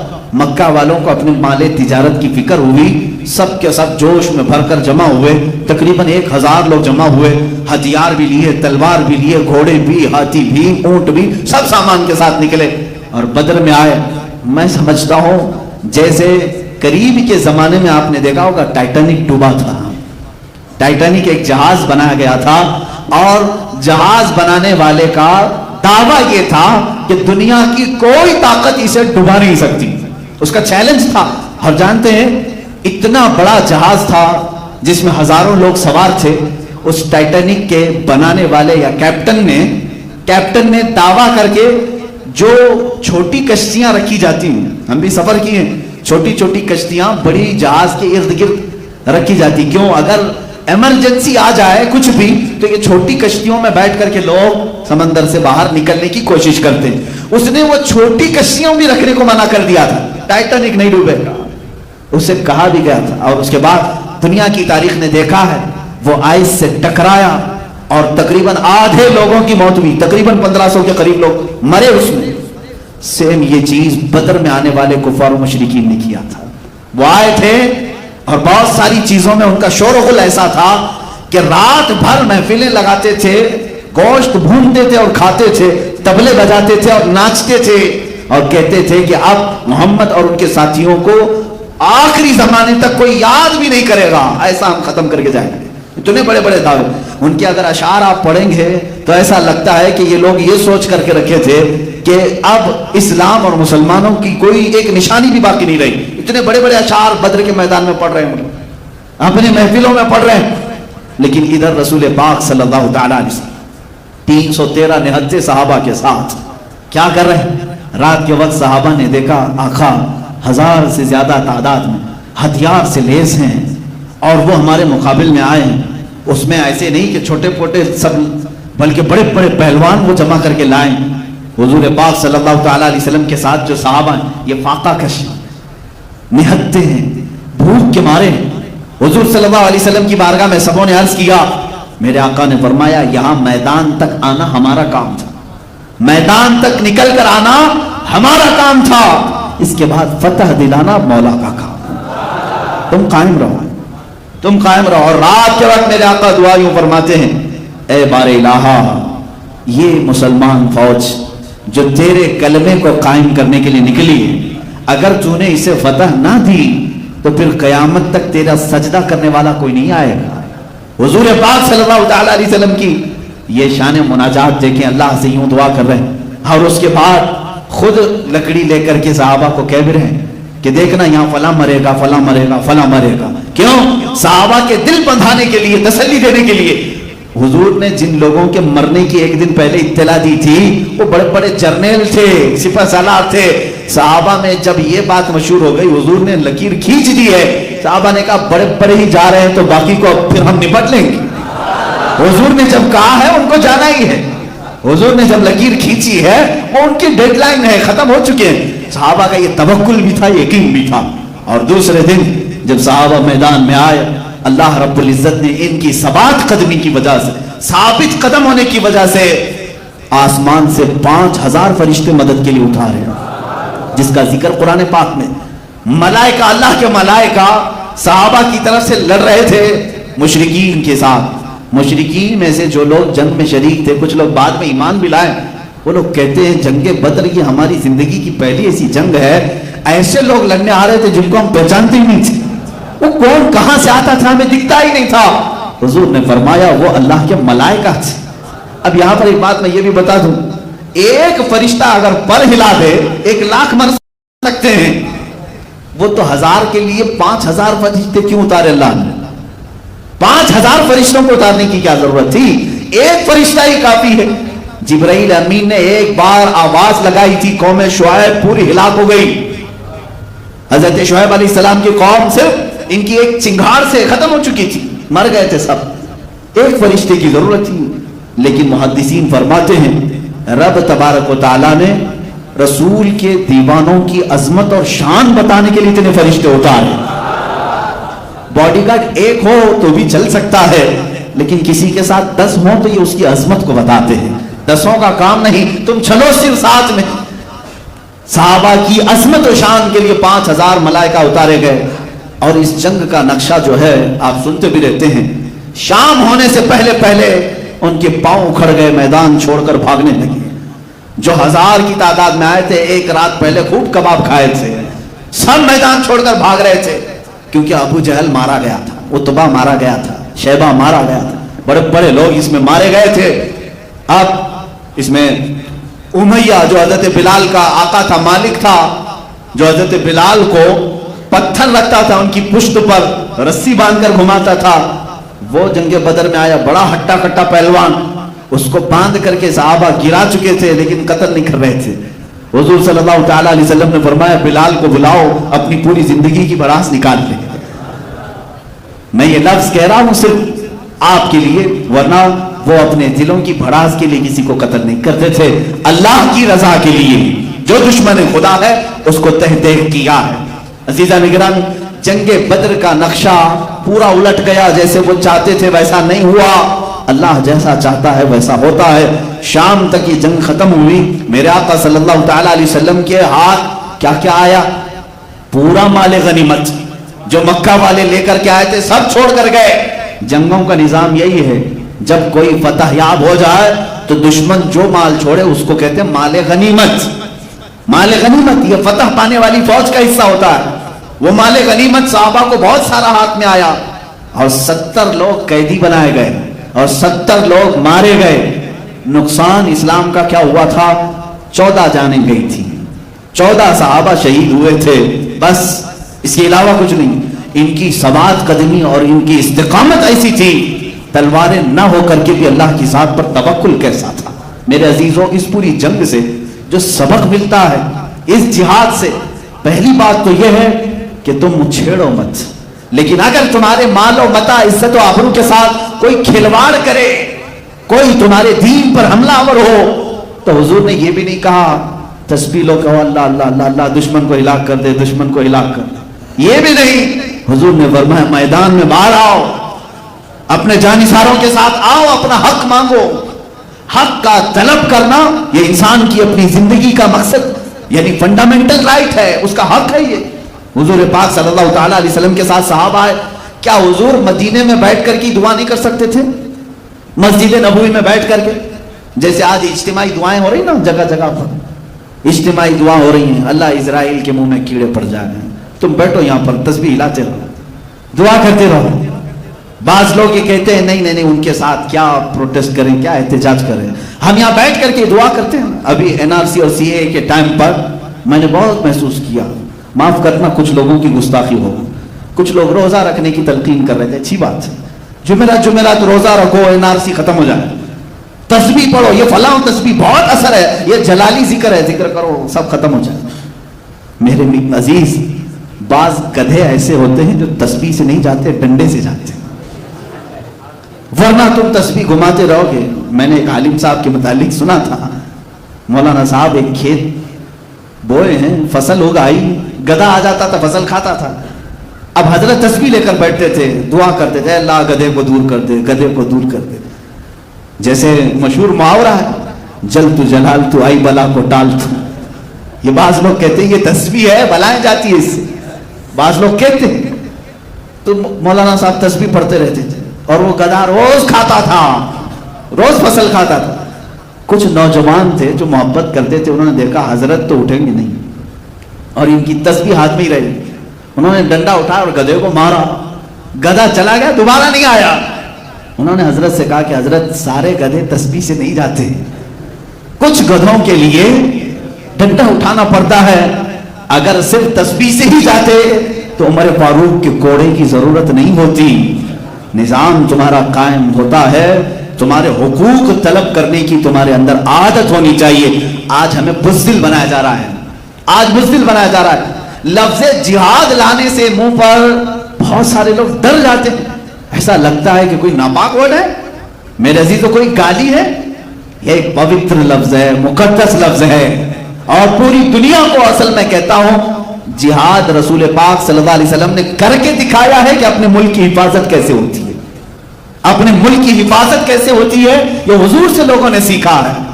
آج جو اسرائیل پوری دنیا میں ناچ رہا ہے اور ڈیفنس کی طاقت جس کی سب سے زیادہ ہے, دنیا پورے ہتھیار کس سے خرید رہی ہے؟ اسرائیل سے خرید رہی ہے. کہتے ہیں اس کا ڈیفنس کا جو پاور ہے وہ بہت زیادہ سخت ہے, اس پر کوئی اٹیک نہیں کرے. میں آپ کو تاریخ بتاؤں, 1965 یا 1955 کی بات, اسرائیل کا شروع کا دور ہے یہ. اس وقت جو وہاں کی ایک پرائم منسٹر تھی, اس سے واشنگٹن کے ایک نیوز رپورٹر نے ایک انٹرویو لیا تھا, کیونکہ اس کی پالیسی کیا تھی, اس زمانے میں اسرائیل میں کرائسس چل رہے تھے, قحط تھا, لوگوں کے پاس مال کم, جاب نہیں تھے, اتنی ترقی یافتہ نہیں تھا. لیکن وہ پرائم منسٹر جو لیڈی تھی وہ امریکہ سے ہتھیار خرید رہی تھی, ڈیفنس کے سامان خرید رہی تھی. تو ملک میں اس کے خلاف ایک لہر چل رہی تھی, جو اپوزیشن تھے وہ سب اٹھ کھڑے تھے. اس زمانے میں جب ملک میں کرائسس ہیں, ڈیفنس کے لیے خریدنے کی کیا ضرورت, پھر بھی اس نے خریدا. اس وقت ایک نیوز رپورٹر نے اس کا انٹرویو لیا, جو اب جا کر کے لیک ہوا تھا, جس کو میں نے پڑھا تھا. اس نے انٹرویو میں پوچھا کہ محترمہ, اس زمانے میں آپ اتنا بڑا جو سٹینڈ لے رہی ہے, فیصلہ لے رہی ہے, ملک میں حالات خراب ہیں اور بڑے بڑے ہتھیار آپ اس وقت خرید رہے ہیں, کیا کرو گے ہتھیار؟ اس عورت نے کہا یہ جو کھانے پینے کے معاملات ہیں, دوپہر میں کھاتا ہے آدمی, شام میں بھول جاتا ہے. آپ کو کسی کو معلوم ہے پچھلے مہینے مجھے بھوک لگی تھی؟ کس کو معلوم ہے؟ یاد بھی نہیں رہتا, بھوک آتی ہے جاتی ہے. اس خاتون نے کہا لیکن اگر تمہاری سرحدیں محفوظ نہیں تو تمہاری جان بھی جا سکتی. وہ عورت کہتی ہے میں نے یہ جو سٹینڈ لیا, یہ جو ڈیفنس کے سامان خریدے, ایک شخص سے میں بہت امپریس ہو کر کے کی. اس نے پوچھا کون ایسا شخص ہے؟ وہ کہتی ہے پروفیٹ محمد صلی اللہ علیہ وسلم. یہودی عورت ہے, جیوز, ان کو کیا لینا دینا ہے؟ وہ کہتی ہے میں نے پڑھا ہے ان کو. کہا کیا پڑھا آپ نے؟ انٹرویو میں وہ عورت کہتی ہے میں نے دیکھا محمد صلی اللہ تعالیٰ علیہ وسلم کے جو فالوورز تھے ہمیشہ بھوکے رہے ہیں, اکثر ان کے گھروں میں کھانا ہی نہیں آتا تھا, بلکہ وہ خود فاقے میں تھے. یہاں تک کہ میں نے تاریخ میں پڑھا ہے محمد صلی اللہ علیہ وسلم کا جس رات انتقال ہوا, جس دن انتقال ہوا, اس رات ان کے گھر میں چراغ جلانے کے لیے بھی تیل نہیں تھا. یہ تاریخ میں موجود ہے, حدیث پاک میں, ان کے گھر میں چراغ جلانے کے لیے تیل نہیں تھا. لیکن وہ عورت کہتی ہے اسی گھر میں بہت قیمت والی 9 تلواریں لٹک رہی تھی, اس میں عالی شان امپورٹڈ تلواریں تھیں, باہر ملکوں سے لائی ہوئی, اس زمانے میں جو مشہور تھی وہ ان کے پاس تھی. جس کے گھر میں چراغ جلانے کے لیے تیل نہیں اور بڑے بڑے ڈیفنس کے ہتھیار ہیں, تو میں نے اسی سے یہ سمجھ لیا اپنی قوم کی بقا ڈیفنس سیکھنے سے ہے. میں کہتا ہوں عزیزوں, پوری کائنات جو آج اپنا ڈیفنس سیکھی ہے یہ میرے رسول پاک کا احسان ہے ان پر. اللہ کے نبی صلی اللہ تعالیٰ علیہ وسلم نے قوموں کو بتایا کہ تمہاری سرحدیں محفوظ کیسے ہوتی, دشمن سے مقابلہ کیسا ہوتا ہے. اب میں غزوات کی بات کروں. ایک غزوہ بدر کا ذکر میں نے کیا. تقریباً حضور پاک صلی اللہ تعالیٰ علیہ وسلم کی زندگی پاک میں 26 یا 27 الگ الگ روایات غزوات آئے, جس میں سے 9 میں جنگیں ہی نہیں ہوئی, یعنی مڑبھیڑ ہوئی لیکن مقابلہ نہیں ہوا. باقی 17 یا 18 جنگیں ایسی ہیں جس میں جنگ ہوئی گھماسان کی ہوئی، کچھ میں مسلمانوں کو شکست ہوئی اور کچھ میں اللہ رب العزت نے ایمان والوں کو فتح عطا کیا، لیکن اکثریت فتح پانے والوں کی۔ صرف ایک جنگ ہے، جنگ احد، جو جیتی ہوئی جنگ تھی لیکن بعد میں شکست میں آ گئی۔ اب دوسری جو جنگ ہے اسلام کی، وہ جنگ احد، بڑی جنگ بتا۔ یہ کیوں ہوئی تھی؟ اس کا بھی سبب یہی تھا، چھیڑا نہیں تھا مسلمانوں نے، جو بدر میں زخم کھائے گئے تھے مکہ میں، ایک سال تک بیٹھ کر تیاری کرتے رہے، بدلہ لینا ہے بدلہ لینا ہے۔ بدلے کی آگ نے ان کو اتنا بھڑکایا کہ 10,000 کی تعداد میں جمع ہو گئے، اور بڑی تعداد میں وہ لوگ پھر آئے مدینے پر چڑھائی کرنے کی۔ اب مجھے بتاؤ، کیا اب رسول پاک کے دیوانوں کا اتنا بھی حق نہیں تھا کہ اپنے مدینے کی حفاظت کریں؟ مدینے کی حفاظت کے لیے حضور پاک صلی اللہ تعالی علیہ وسلم نے اپنے صحابہ کو حکم دیا، سب باہر نکل آئے۔ احد پہاڑ کے دامن میں یہ جنگ ہوئی تھی، ایک خطا تھی، ایک غلطی ایسی ہوئی جس کی وجہ سے یہ جنگ جو فتح سے شکست میں تبدیل ہو گئی۔ ایک اونچا ٹیلا تھا، جنگ میں جو حالات ہوتے ہیں وہ لوکیشن کا بہت زیادہ اعتبار ہوتا ہے۔ آپ کہاں کھڑے ہیں، دشمن کہاں ہے، یہ جنگی مہارتیں رکھنے والے اچھی طرح سے جانتے ہیں۔ مثال کے طور پر آپ اونچائی پر ہیں، دشمن نیچے ہے، تب تو سمجھ لو کہ تمہارے ایک چانس ہی چانس ہے، نیچے سے اوپر کیسے حملہ کرے گا، لیکن اوپر والا تیر برساتا ہی رہے گا، برساتا ہی رہے گا، تم اوپر والے سے مقابلہ نہیں کر پاؤ گے۔ تو لوکیشن جو بھی جنگوں کے ہوتے تھے چنے جاتے تھے۔ حضور پاک صلی اللہ تعالی علیہ وسلم احد کے میدان میں جیسے پہنچے، جو اونچا ٹیلا تھا وہ جبل رمات، پہلے حضور نے اس پر قبضہ کر لیا اور 50 تیر انداز صحابہ کو وہاں کھڑا کر دیا۔ اب صحابہ ایک طرف ہیں جبل رمات کے نیچے اور 50 اوپر، اور مشرکین سامنے سے آئے۔ اب وہ ادھر نیچے والوں سے لڑتے کہ یا اوپر والوں کے تیر کھاتے۔ معاملہ ایسا ہو گیا کہ دوپہر نہیں ہوئی، تیر اتنے برسائے انہوں نے کہ وہ میدان چھوڑ کر بھاگ گئے۔ نیچے والے الگ پیٹ رہے تھے، اوپر والے الگ مار رہے تھے۔ یہ حضور پاک صلی اللہ علیہ وسلم کی حکمت عملی تھی۔ وہ جنگوں کے لوکیشن کو بھی بہتر طریقے سے ترتیب دیتے تھے، اور حتیٰ کہ کون سپاہی کہاں کھڑا رہے، جھنڈا کس کے ہاتھ میں رہے، یہ سب میرے آقا کے فیصلوں پر ہوتا تھا۔ اللہ کے نبی صلی اللہ تعالی علیہ وسلم نے تیر اندازوں کو اوپر کھڑا کیا، تلوار والوں کو نیچے، جھنڈے والوں کو الگ مقام پر، اور کچھ ایسے ہوتے تھے جن کو مقدمت الجیش کہتے ہیں، یعنی سامنے ایک فوج کی ٹکڑی ہوتی تھی، وہ سیدھے دشمن کی صفوں میں گھس جاتے، حلہ مچ جاتا، سامنے کی صفیں ٹوٹ جاتی، تو پھر دشمن جو ہے اپنی صفوں کو بنانے میں ہی وقت گنوا دیتے تھے۔ تو اس میں جنگوں میں ترتیب ہوتی تھی کہ آگے والا جس کو میمنہ کہتے ہیں، دائیں والا میسرہ کہتے ہیں، بائیں والا، الگ الگ بانٹ کر کے میرے آقا رکھتے تھے۔ اب ہوا یہ کہ مشرکین بھاگ گئے، اوپر کے تیر کھا کھا کر بھاگ گئے۔ اب ہوا کہ وہ 50 لوگوں کو میرے آقا نے فرمایا تھا جب تک میں نہ کہوں نیچے مت اترنا۔ حضور نے کیا فرمایا تھا؟ جب تک میں نہ کہوں نیچے مت اترنا۔ لیکن وہ مشرکین جب بھاگ گئے تو یہ 50 جو صحابہ تھے تیر انداز، انہوں نے کہا حضور نے تو جو فرمایا تھا جنگ ختم ہونے تک کے لیے، دیکھو نیچے وہ سب چھوڑ کر بھاگ گئے، باقی جو نیچے جو صحابہ تھے وہ مال غنیمت جمع کر رہے تھے۔ اوپر والوں نے کہا چلو ہم بھی نیچے جا کر مال غنیمت جمع کرتے ہیں۔ بعض صحابہ نے کہا انتظار کرو، حضور نے فرمایا جب تک میں نہ کہوں اترنا مت۔ تو وہاں 2 جماعتیں ہوئی، تقریباً 40 صحابہ اتر گئے، 10 باقی رہے۔ 40 لوگ جب نیچے میدان میں مال غنیمت جمع کرنے لگے، بھاگے ہوئے کافروں میں ہونہار خالد بن ولید بھی تھے۔ وہ مشرکین کی طرف سے آئے، ایمان لائے ہوئے نہیں تھے اور جنگوں کی باریکیوں کو سمجھنے والے شخص تھے۔ دیکھا یہ جو لوکیشن خطرناک تھا ان کے لیے خالی ہو گیا، جو 50 تیر انداز تھے اس میں 40 نیچے آ گئے۔ تو خالد بن ولید نے 200 گھڑ سواروں کو جمع کیا، دور جا کر بہت دور سے راؤنڈ لگا کر کے یہ جبل رمات یہ ٹیلے کے پیچھے آ گئے، اور جو 10 اوپر کھڑے تھے تیروں سے ان کو شہید کر دیا، ان کے اوپر حملہ کر دیا اور وہ جگہ قبضہ کر لیا۔ مسلمانوں کو سمجھ میں ہی نہیں آیا ہوا کیا۔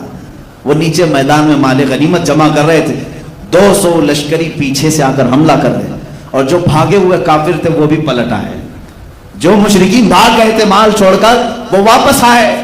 ہوا یہ کہ پیچھے سے خالد بن ولید کا لشکر اور سامنے سے وہ مشرکین کا، بیچ میں مسلمان پس گئے، جس میں 70 صحابہ کی جانیں گئی۔ 70 صحابہ شہید ہوئے. اسی جنگ میں میرے آقا صلی اللہ تعالیٰ علیہ وسلم کے اوپر ایک ظالم کافر نے لوہے کی ٹوپی حضور کے چہرے پر مارا، جس کی وجہ سے لوہے کی جو تانت ہوتی ہے حضور کے رخسار مبارک میں اندر داخل ہوئی. 2 دانت آپ کے شہید ہو گئے اور خون گرنے لگا. حضور صلی اللہ تعالیٰ علیہ وسلم کے لیے یہ جو تکلیف آئی یہ صرف احد میں آئی. کتنا بڑا نقصان. پھر جو مال تھا وہ سب انہوں نے لوٹ لیا. اس میں بڑے بڑے صحابہ شہید ہو گئے. حضرت حمزہ حضور کے قریبی چچا جو شروع سے باڈی گارڈ کی حیثیت سے رہے میرے آقا کے، وہ شہید ہوئے. صرف شہید ہی نہیں بلکہ ان کا سینہ چاک کر کے ان کا کلیجہ باہر نکالا. اور یہ دردناک منظر دیکھنے کو ملا احد میں. حضرت عبداللہ بن جہش رضی اللہ تعالیٰ ان کو بھی کاٹ کاٹ کر کے ان کے کان، ہونٹ، ناک سب کو ایک کافر نے سوئی میں پیرو کر ہار بنایا، ہار بنا کر کے پہنا. حضرت مصعب بن عمیر رضی اللہ تعالیٰ جو سفیر اسلام تھے، اسلام کے خطوط لے کر بادشاہوں تک جاتے تھے، وہ شہید ہو گئے. بڑے بڑے صحابہ اس میں فوت ہوئے. اب مجھے بتاؤ اتنا بھاری جو نقصان ہوا کس کی بدولت ہوا؟ حضور پاک کے ایک فرمان کو ٹال دینے سے 70 جانیں صحابہ کی گئی.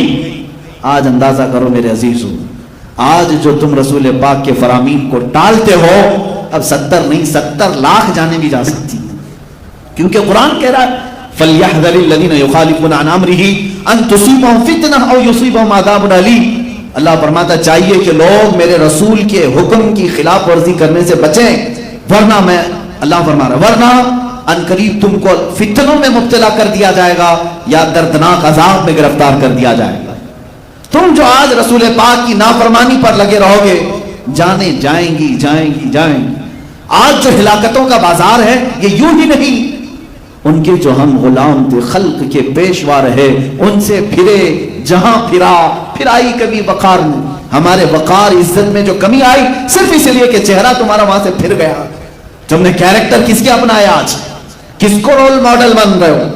ہر نوجوان کا حال یہ ہے، فلموں کی اسکرین پر دکھائے جانے والی گندی تصویریں ان کے رول ماڈل ہیں. تمہارے وہ ماڈل ہیں، ان کو دیکھ کر کے ان کے آئیڈیل بناتے ہو. ان کے چلنے کی طرح چلنے کی کوشش، ان کے کھانے کی طرح کھانے کی کوشش، ان کے پہننے کی طرح پہننے کی کوشش. اگر وہ ننگا گھومے تو بچہ ہمارا ننگا گھومنے میں فخر کرے. تم نے جن کو اپنا آئیڈیل اور رول ماڈل بنایا ہے تو تمہارے ساتھ تو یہ ہونا ہی ہے. چند دنوں کے بعد دیکھنا کہ تمہارے گھروں کے اوپر کیا بلائیں نازل ہوں گی. مشرکین تمہارے نام سے چڑھتے ہیں، آج بھی تمہارا وجود یہ دیکھنا نہیں چاہتے. قرآن نے بہت پہلے ہمیں سمجھایا یہ تم سے کبھی نہیں راضی ہوں گے. تم اپنے آپ کو پورا بدل لو، کچھ بھی کر لو، یہ راضی نہیں ہوں گے جب تک تم ان کے دین میں نہیں داخل ہو جاؤ. تمہارا دھرم پریورتن کرنا چاہتے ہیں، سب کو اپنے اندر داخل کرو.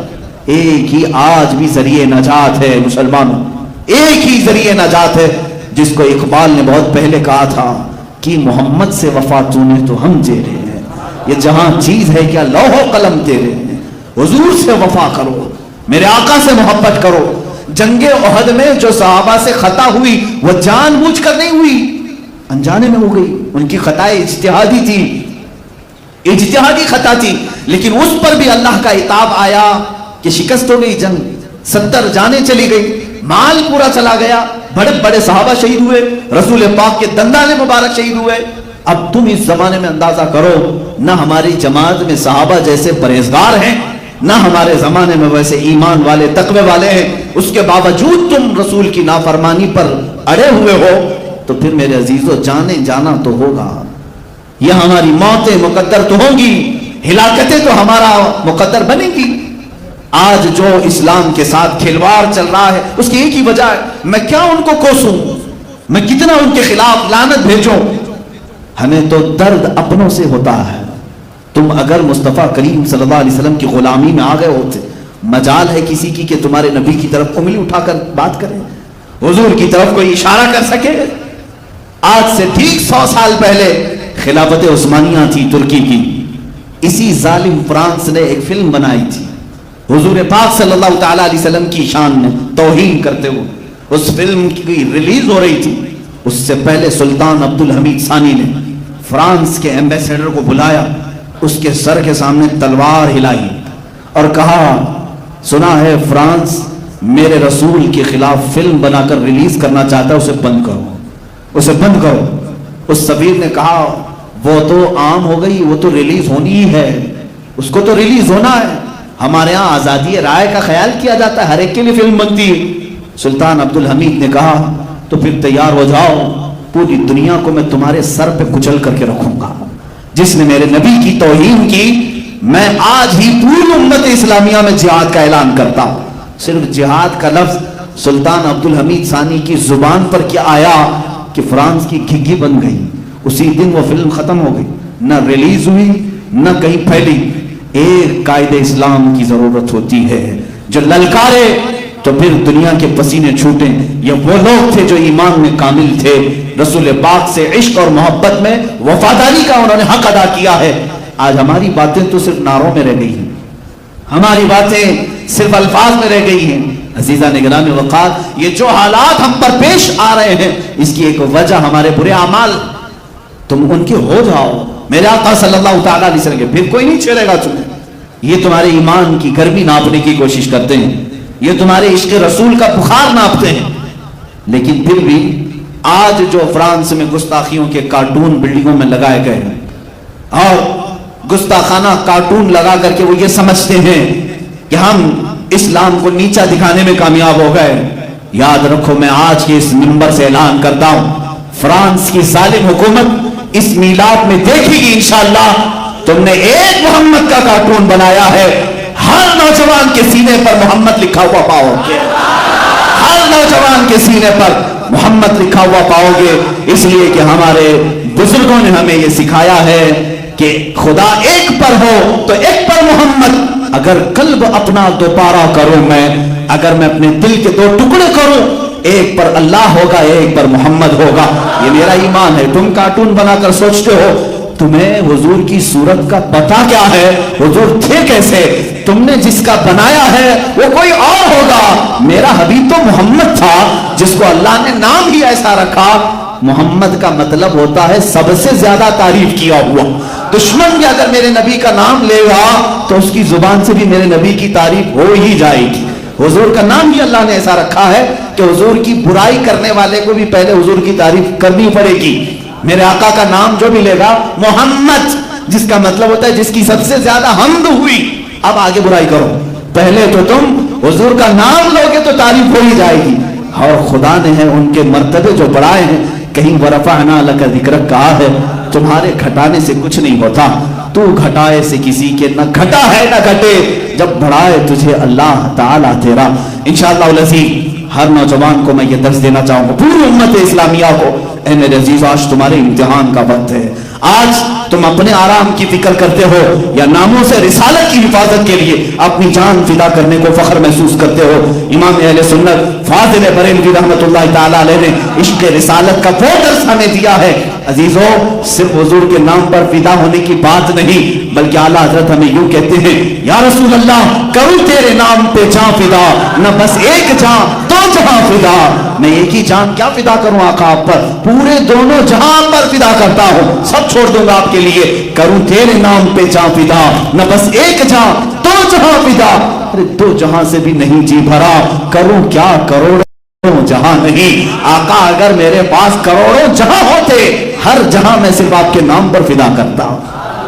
اور علامہ جامی کہتے ہیں, فدائے نقش نالے نت کنم جان یا رسول اللہ. لوگ کہتے ہیں آقا آپ کے نام پر میری جان حاضر ہے, آپ کے جسم پاک کی حفاظت کے لیے میری جان حاضر ہے.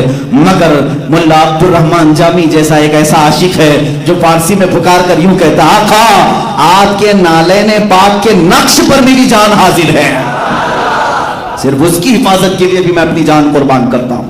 میرے عزیزو, یہ جو جہاد کا لفظ ہے جس کو تمہاری زبانوں پر لانے سے تم بھی کتراتے اور ڈرتے ہو, علماء سے بھی میں کہتا ہوں اس سے کوئی تمہیں کترانے کی ضرورت نہیں. میں ثابت کر کے بتاؤں گا. اگر تم کہتے ہو جہاد کا لفظ اپنی زبان پر لانا غلط ہے, ٹیررزم ہے, دہشت گردی ہے, تو پھر کوئی بھی ملک دنیا میں دہشت گردی سے بچا نہیں ہے. ہر کوئی اپنا ڈیفنس کر رہا ہے, ہر ملک اپنا ڈیفنس کر رہا ہے. تو سب کیا آتنکواد ہو گئے؟ اپنے ملک کی سرحدوں کی حفاظت کرنا یہ جہاد ہے, یہ اسلامی جہاد. جہاد کی تعلیمات اگر میں آپ کو بتاؤں, آج کے زمانے میں جو جنگیں ہوتی ہیں ان میں کہیں آپ کو نہیں ملے گا. بتاؤ سپر پاور امریکہ جب کسی سے ٹکراتا ہے تو کیا جنگی اصول پر جنگ ہوتی ہے؟ جس ملک پر یہ بمباری کرتا ہے سب کا سب تباہ کرتا ہے. ناگاساکی ہیروشیما آج تک 70 سالوں سے زمین سے سبزے نہیں اگا پا رہے. پیدا ہونے والے بچے لنگڑے پیدا ہوتے ہیں. جو نیوکلیئر وہاں پر دھماکے ہوئے تھے 70 سال گزر گئے لیکن آج تک ان کے ذرات کا اثر باقی ہے. جو تمہاری جنگیں ہیں ان کا حال یہ ہے کہ تباہی اور بربادی. مگر نبی کونین صلی اللہ علیہ وسلم صحابہ کو فرماتے کہ اللہ نے ہمیں تلوار اٹھانے کا حکم دیا ہے تو صرف دین اسلام کی حفاظت اور اپنی جان کی حفاظت کے لیے. اگر تمہارا دشمن کے ساتھ مقابلہ ہو جائے تو حضور فرماتے ہیں ان اصولوں کا خیال کرنا. کبھی کسی بوڑھے پر ہاتھ نہ اٹھانا, کبھی کسی عورت کو نہ چھونا, بیٹھے ہوئے بچوں کو نہ پکڑنا, وہاں کے درختوں کو نہ توڑنا, کہیں کے پتے نہیں اکھاڑنا, وہاں کی زمینوں کو برباد نہ کرنا, وہاں موجود عبادت خانوں پر حملہ نہ کرنا. یہ میرے آقا کی تعلیمات ہے. کس کو؟ وہ مجاہدین صحابہ کو. کہتے تھے کوئی عورت اگر جنگ کے دوران نظر آ جائے اس سے چھیڑ چھاڑ نہیں, جنگ ان سے نہیں ہوگی. بچے آ جائیں ان سے تعرض کر لیا جائے, بوڑھے آ جائیں تلوار نہ اٹھایا جائے, جو خالی اپنے گھروں کے پاس بیٹھے ہیں ان کو قیدی نہ بنایا جائے. وہاں جو بھی لوگ عبادت کر رہے ہیں جس مذہب پر, ان کے مذہب خانے پر حملہ نہیں ہوگا, توڑا نہیں جائے گا. وہاں اگر درخت ہیں پتے نہیں توڑو گے, وہاں برباد نہیں کرو گے. پھر جنگ کس سے ہوگی؟ میرے آقا نے فرمایا جس نے تمہارے خلاف تلوار اٹھائی اس کے خلاف جہاد ہوگا. یہ ہے اسلام کا اصول ہے جہاد. جو تمہارے خلاف جہاد کے لیے جنگ کے لیے تلوار اٹھائے اس کا ہاتھ توڑو, اس کے دانت توڑو. یہ ہمارا نہیں, آج پوری دنیا کا نظام ہے. آج پوری دنیا کا نظام, پوری جنگوں کا آپ کو میں اگر اسباب ہی بتا دوں, جنگ بدر کیوں ہوئی وجہ کیا تھی, جنگ احد کیوں ہوئی وجہ کیا تھی, جنگ خندق کیوں ہوئی وجہ کیا تھی, حنین کیوں ہوئی, موتا کیوں ہوئی, تبوک کیوں ہوئی, سب میں وجہ یہی رہی. سب میں وجہ یہی, مشرکین مکہ جماعتیں بنا رہے ہیں اور میٹنگیں کر رہے ہیں. بعض میں تو حضور کو پہلے سے خبر ہو گئی آقا وہ آپ کے خلاف جنگ کی تیاریاں کر رہے ہیں, تب حضور نے بھی اپنے ساتھیوں کو جمع کیا. جب جب خبر آئی حضور نے تیاری کا اعلان کیا. جنگ تبوک کیوں ہوئی تھی, جنگ موتا کیوں ہوئی تھی, وجہ صرف یہ تھی حضور نے اپنے قاصد کو بھیجا. آج بھی دنیا کا نظام ہے, اگر تم کسی ملک کے ایمبیسیڈر کو مار دو گے تو 2 ملکوں میں ٹکراؤ ہوگا. اسی لیے ایمبیسیز کی بہت زیادہ حفاظت ہوتی ہے, سفارت خانوں کی بہت حفاظت ہوتی ہے. اگر تم نے یہاں پر کسی دوسرے ملک کے سفیر کو مار دیا, اس ملک کا تمہارے ساتھ جھگڑا شروع ہو جائے گا. پہلے سے ہی نظام ہے. حضور کا سفیر, حضور کے ایک سفیر حارث بن عمیر رضی اللہ تعالیٰ عنہ ایک بادشاہ کے پاس جا رہے ہیں خط لے کر میرے آقا کا. بیچ راستے میں ایک ظالم نے ان کو پکڑا جو اس بادشاہ کا ایک باج گزار تھا. اس نے ان کو دردناک انداز میں قتل کیا, بے دردی سے مارا, ان کے ٹکڑے کر دیے. جب قاصد کو مارا جاتا ہے حضور پاک صلی اللہ علیہ وسلم نے فرمایا ہمارے سفیر کے ساتھ انہوں نے بدتمیزی کی, برا سلوک کیا. اور اس زمانے کے بھی اصول میں یہ تھا کہ نہیں چھوڑا جاتا تھا. جنگ موتا اسی لیے ہوئی, جنگ تبوک اس لیے ہوئی کہ حضور صلی اللہ تعالیٰ علیہ وسلم کے خلاف وہ لوگ ملک شام میں فوجیں جمع کر رہے تھے. رومی لشکر جمع ہے, فلاں لشکر جمع ہے, حضور پر حملہ آور ہونے کی کوشش کر رہے ہیں. میرے آقا نے فرمایا حضور نے جتنے جہاد کی یا تو مدینے کے آس پاس یا تو پھر صحابہ کو لے کر بہت دور چلے جاتے. کیوں؟ اس لیے کہ جب جنگ ہوتی ہے تو جس علاقے میں جنگ ہوتی ہے سب ٹوٹ پھوٹ جاتا ہے, سب برباد ہوتا ہے. گھر ٹوٹتے ہیں, درخت ٹوٹتے ہیں, کیا کیا نہیں برباد ہوتا. حضور ہمیشہ مدینے کی حفاظت چاہتے تھے, کوئی بھی جنگ مدینے میں نہ ہو. صحابہ کو لے کر بہت دور چلے گئے. جنگ تبوک جو ہے مدینے سے 800 کلومیٹر دور ہوئی ہے, تقریباً 800 کلومیٹر دور. وہاں پہنچے, وہاں مقابلہ ہوا. موتا بھی یہ جارڈن میں ہوئی ہے, آج کا جو اردن ہے جارڈن. حنین, جنگ حنین مکہ سے بھی 100 کلومیٹر دور ہے, طائف کے قریب. یہ جنگ وہاں ہوئی. وہاں پر کس لیے جتنی بھی جنگیں ہیں, پڑھو میرے جوانوں, پڑھو میرے عزیزوں, ہر غزوے کا سبب کیا تھا اگر تم نکالو گے یہی ہوگا کہ یہ حضور کے خلاف طاقت اکٹھا کر رہے تھے, فوج جمع کر رہے تھے, ہتھیار جمع کر رہے تھے اور سیدھے مدینے پر آ کر حملہ کرنے کی کوشش کر رہے ہیں. جنگ خندق کیوں ہوئی, خندق کیوں ہوئی, کہاں ہوئی؟ مدینے سے باہر ہوئی, صرف 1 کلومیٹر باہر. مجھے بتاؤ حضور لڑنے کے لیے مکہ گئے تھے یا مکہ والے آئے تھے؟ جنگ بدر میں مکہ والے آئے, جنگ احد میں مکہ والے آئے, جنگ خندق میں مکہ والے آئے. حضور نے تو اپنی زندگی میں ڈیفینس سکھایا ہے صحابہ کو. یہی اصول ہمارا ہونا چاہیے, کسی کو چھیڑو مت اور اگر کوئی چھیڑے تو چھوڑو مت. یہی اسلام کا اصول ہے. اب آپ اس کو بھول چکے ہو, ٹھیک ہے چھیڑ نہیں رہے آپ, بہت اچھی بات ہے, اسلام کے اصول پر قائم, لیکن تمہیں آج بہت لوگ چھیڑ رہے ہیں اور تم چھوڑے بیٹھے ہو. یہ دوسرے والا اصول بھول گئے ہیں. اگر کوئی چھیڑے تو چھوڑو مت. ہم مطالبہ کریں گے دشمن کے قید ہونے کا یا وہ اپنا انجام تک پہنچے. آج جو قانونی کارروائی ہو سکتی ہے ہم اس کا مطالبہ کر رہے ہیں. میں آج مسجد میں بیٹھ کر کے آپ سے یہ نہیں کہہ رہا ہوں تلوار اٹھاؤ بھالے اٹھاؤ اور جاؤ لڑو, نہیں. ہم جس ملک میں ہیں ہم قانونی اعتبار سے چلیں گے.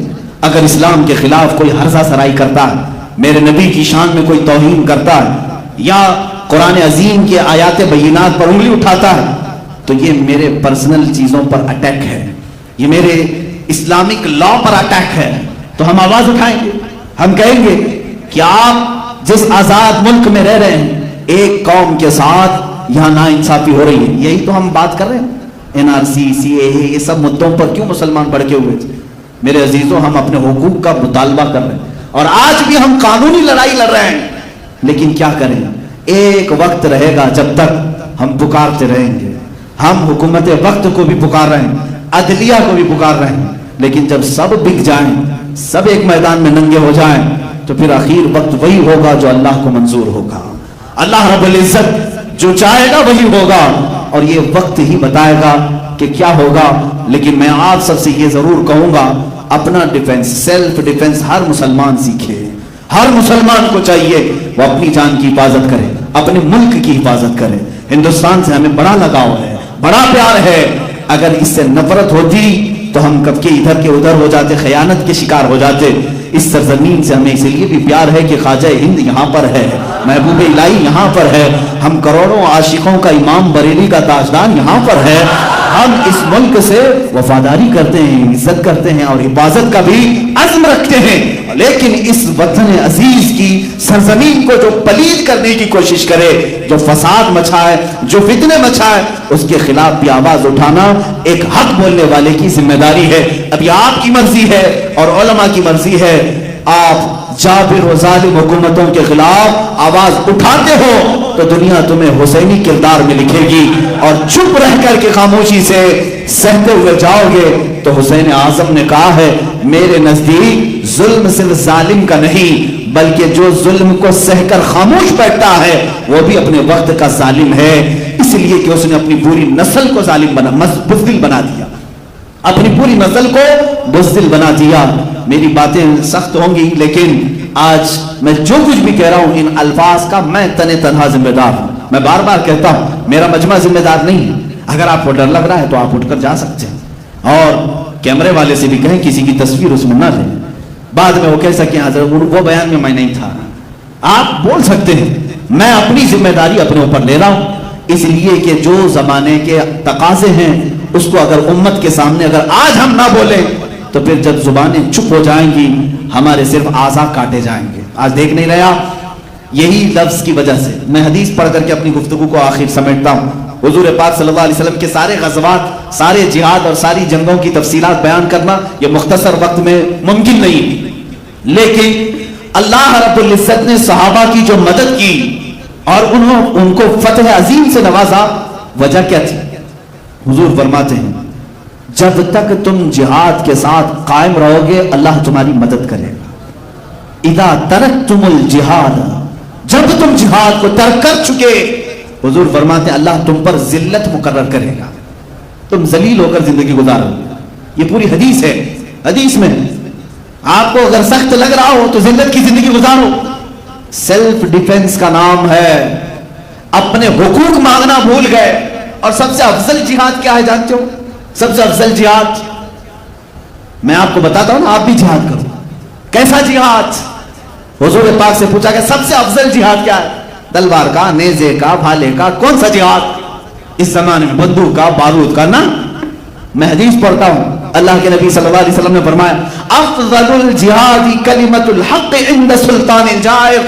میرے آقا فرماتے ہیں سب سے افضل جہاد ظالم بادشاہ کے سامنے حق بات کرنا ہے, جو آج آپ کر سکتے ہیں, آج کر سکتے ہیں. الحمدللہ اس منبر سے کے خلاف بولوں گا, یہ افضل الجہاد ہے کیونکہ وہ ظالم ہے اور ایک طرفہ ظلم کے شکار ہیں یہ لوگ, ایک طرفہ ظلم.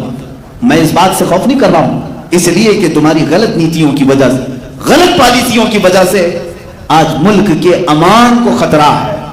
آج ملک میں فساد جیسے جو حالات ہیں صرف اسی وجہ سے کہ جب تخت کسی بندر کے ہاتھ میں دے دیا جائے تو ایسے ہی ہوتا ہے. ہمارے ہاں کہتے ہیں کوے کو بڑا پن دیا تو آگے کا آپ سمجھتے ہیں. وہ ساری چیزیں یہی کرتا ہے. اور کسی بندر کے ہاتھ میں اگر لڈو آپ پکڑا جائے, اسے معلوم نہیں لڈو کھاتے کیسے, گھمائے گا گھمائے گا گھمائے گا, پوری بوندی جھڑ جائے گی, ہاتھ میں کچھ نہیں رہے گا. یہ پچھلے 6 سال سے گھما رہا ہے لڈو کو اور سب جھڑ چکا. تقریباً بینکیں کرپٹ ہو گئی, کمپنیاں بک گئی. دیکھ نہیں رہے آپ لڈو کو کیسے گھما رہے ہیں. اور اس وقت تک گھمائے گا جب پورا لڈو ختم ہو جائے گا. برا لگ رہا ہے آپ کو عزیزہ نگرانی؟ یہ افضل الجہاد ہے. میں جب تک میری طاقت ہے اللہ کے حبیب صلی اللہ علیہ وسلم کی اس حدیث پر عمل کروں گا. حضور نے فرمایا من رأى منكم منكرا فليغيره بيده ومن لم يستطع فبلسانه ومن لم يستطع فبقلبه وذلك اضعف الايمان. حضور فرماتے جب تم میں سے کوئی برائی کو دیکھے ہاتھ سے روکے. اگر ہاتھ سے روکنے کی طاقت نہیں ہے زبان سے بولے, اور زبان سے بھی بولنے کی طاقت نہیں ہے تو دل میں برا جانے. اور حضور فرماتے یہ ایمان کا سب سے آخری حصہ ہے, سب سے کمزور حصہ ہے. مسلمانوں تم فیصلہ کرو کمزور ایمان پر. الحمدللہ مجھے اتنا تو ہے کہ میں بیچ والے میں ہوں. ہاتھ سے آج نہیں روک سکتے, زبان سے تو ہم بول رہے ہیں.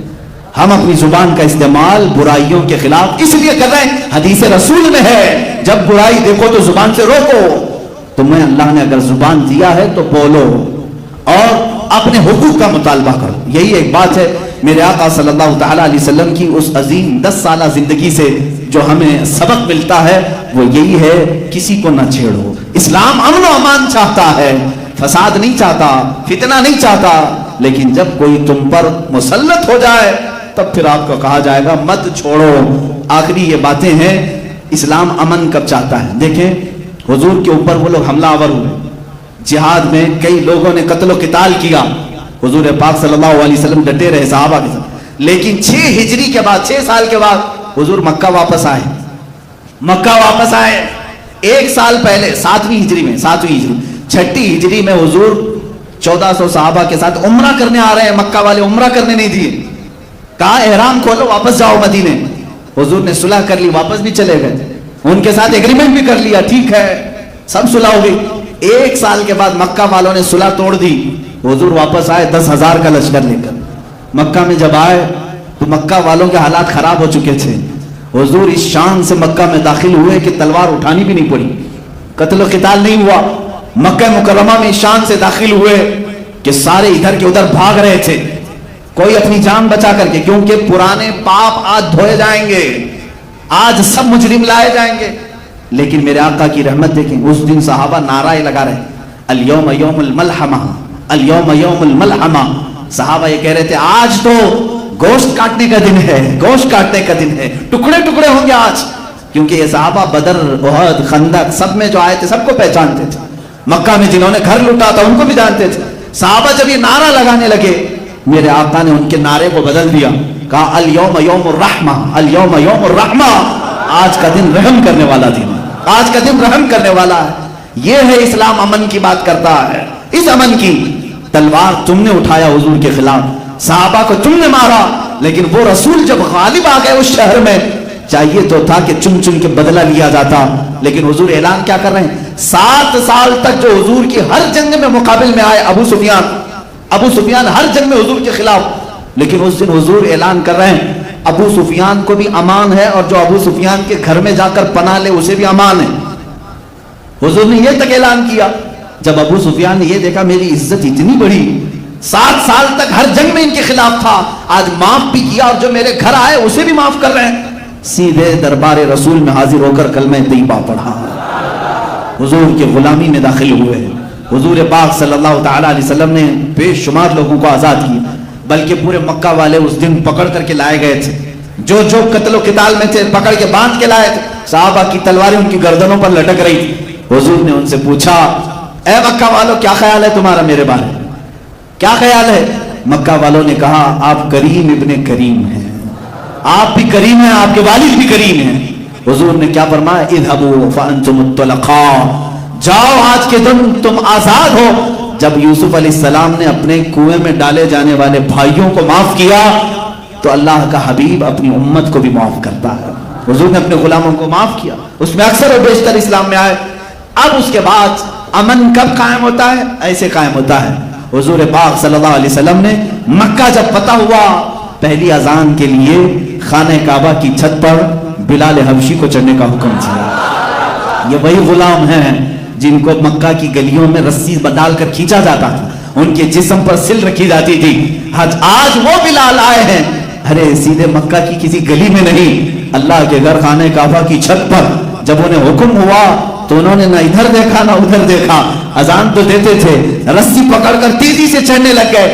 حضور نے فرمایا بلال آج اذان وہاں سے دی جائے گی, یہ فتح کا اعلان تھا, وہاں سے اذان دو.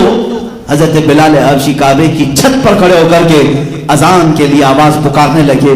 اب انہیں ہوش آیا, اب انہیں خیال آیا, کہا میں شوق میں تو چھڑ گیا. حضور سے پوچھتے ہیں آقا جب تک میں اذان نیچے کھڑے ہو کر دیتا تھا میرا منہ تو کعبے کی طرف ہوتا تھا, اذان دینے کے وقت میں منہ کعبے کی طرف کرتا تھا, آج تو کعبہ میرے نیچے ہے, میں کعبے کے اوپر ہوں, منہ کس طرف کروں؟ میرے آقا نے فرمایا بلال مجھے دیکھ کر اذان میری طرف دیکھو اور اذان دو. یہی تو ہمارے امام اہل سنت نے فرمایا ہے, حاجیو آؤ شہنشاہ کا روزہ دیکھو, کعبہ تو دیکھ چکے, کعبے کا کعبہ تھے. بلال حبشی نے اذان دی. جانتے ہو یہاں ابو بکر صدیق بھی تھے, عمر فاروق بھی تھے, عثمان و علی رضوان اللہ علیہ مجمعین بھی تھے. انہیں کیوں نہیں کعبے کی چھت پر چڑھایا گیا؟ بلکہ فتح مکہ کے دن ایک عظیم میسج دیا گیا ہے, ایک عظیم میسج پوری کائنات کو. اے لوگو, تم جسے مارتے تھے, تم جسے غلام سمجھتے تھے, اسے کالا کہتے تھے, حبشی کہتے تھے, اسے چوڑے ہونٹ والا, بڑی ناک والا کہتے تھے, یاد رکھو جو محمد کی غلامی میں آ جائے کعبہ بھی اس کے تلووں کے نیچے آ جائے. یہ پوری کائنات کے لیے عظیم میسج ہے. اسی کو اقبال نے کہا ہے, اٹھو قوت عشق سے ہر پست کو بالا کر دو, دہر میں نام محمد سے اجالا کر دو, کی محمد سے وفا تو نے تو ہم تیرے ہیں, یہ جہاں چیز ہے کیا لوح و قلم تیرے ہیں. وآخر دعوانا الحمدللہ رب العالمین.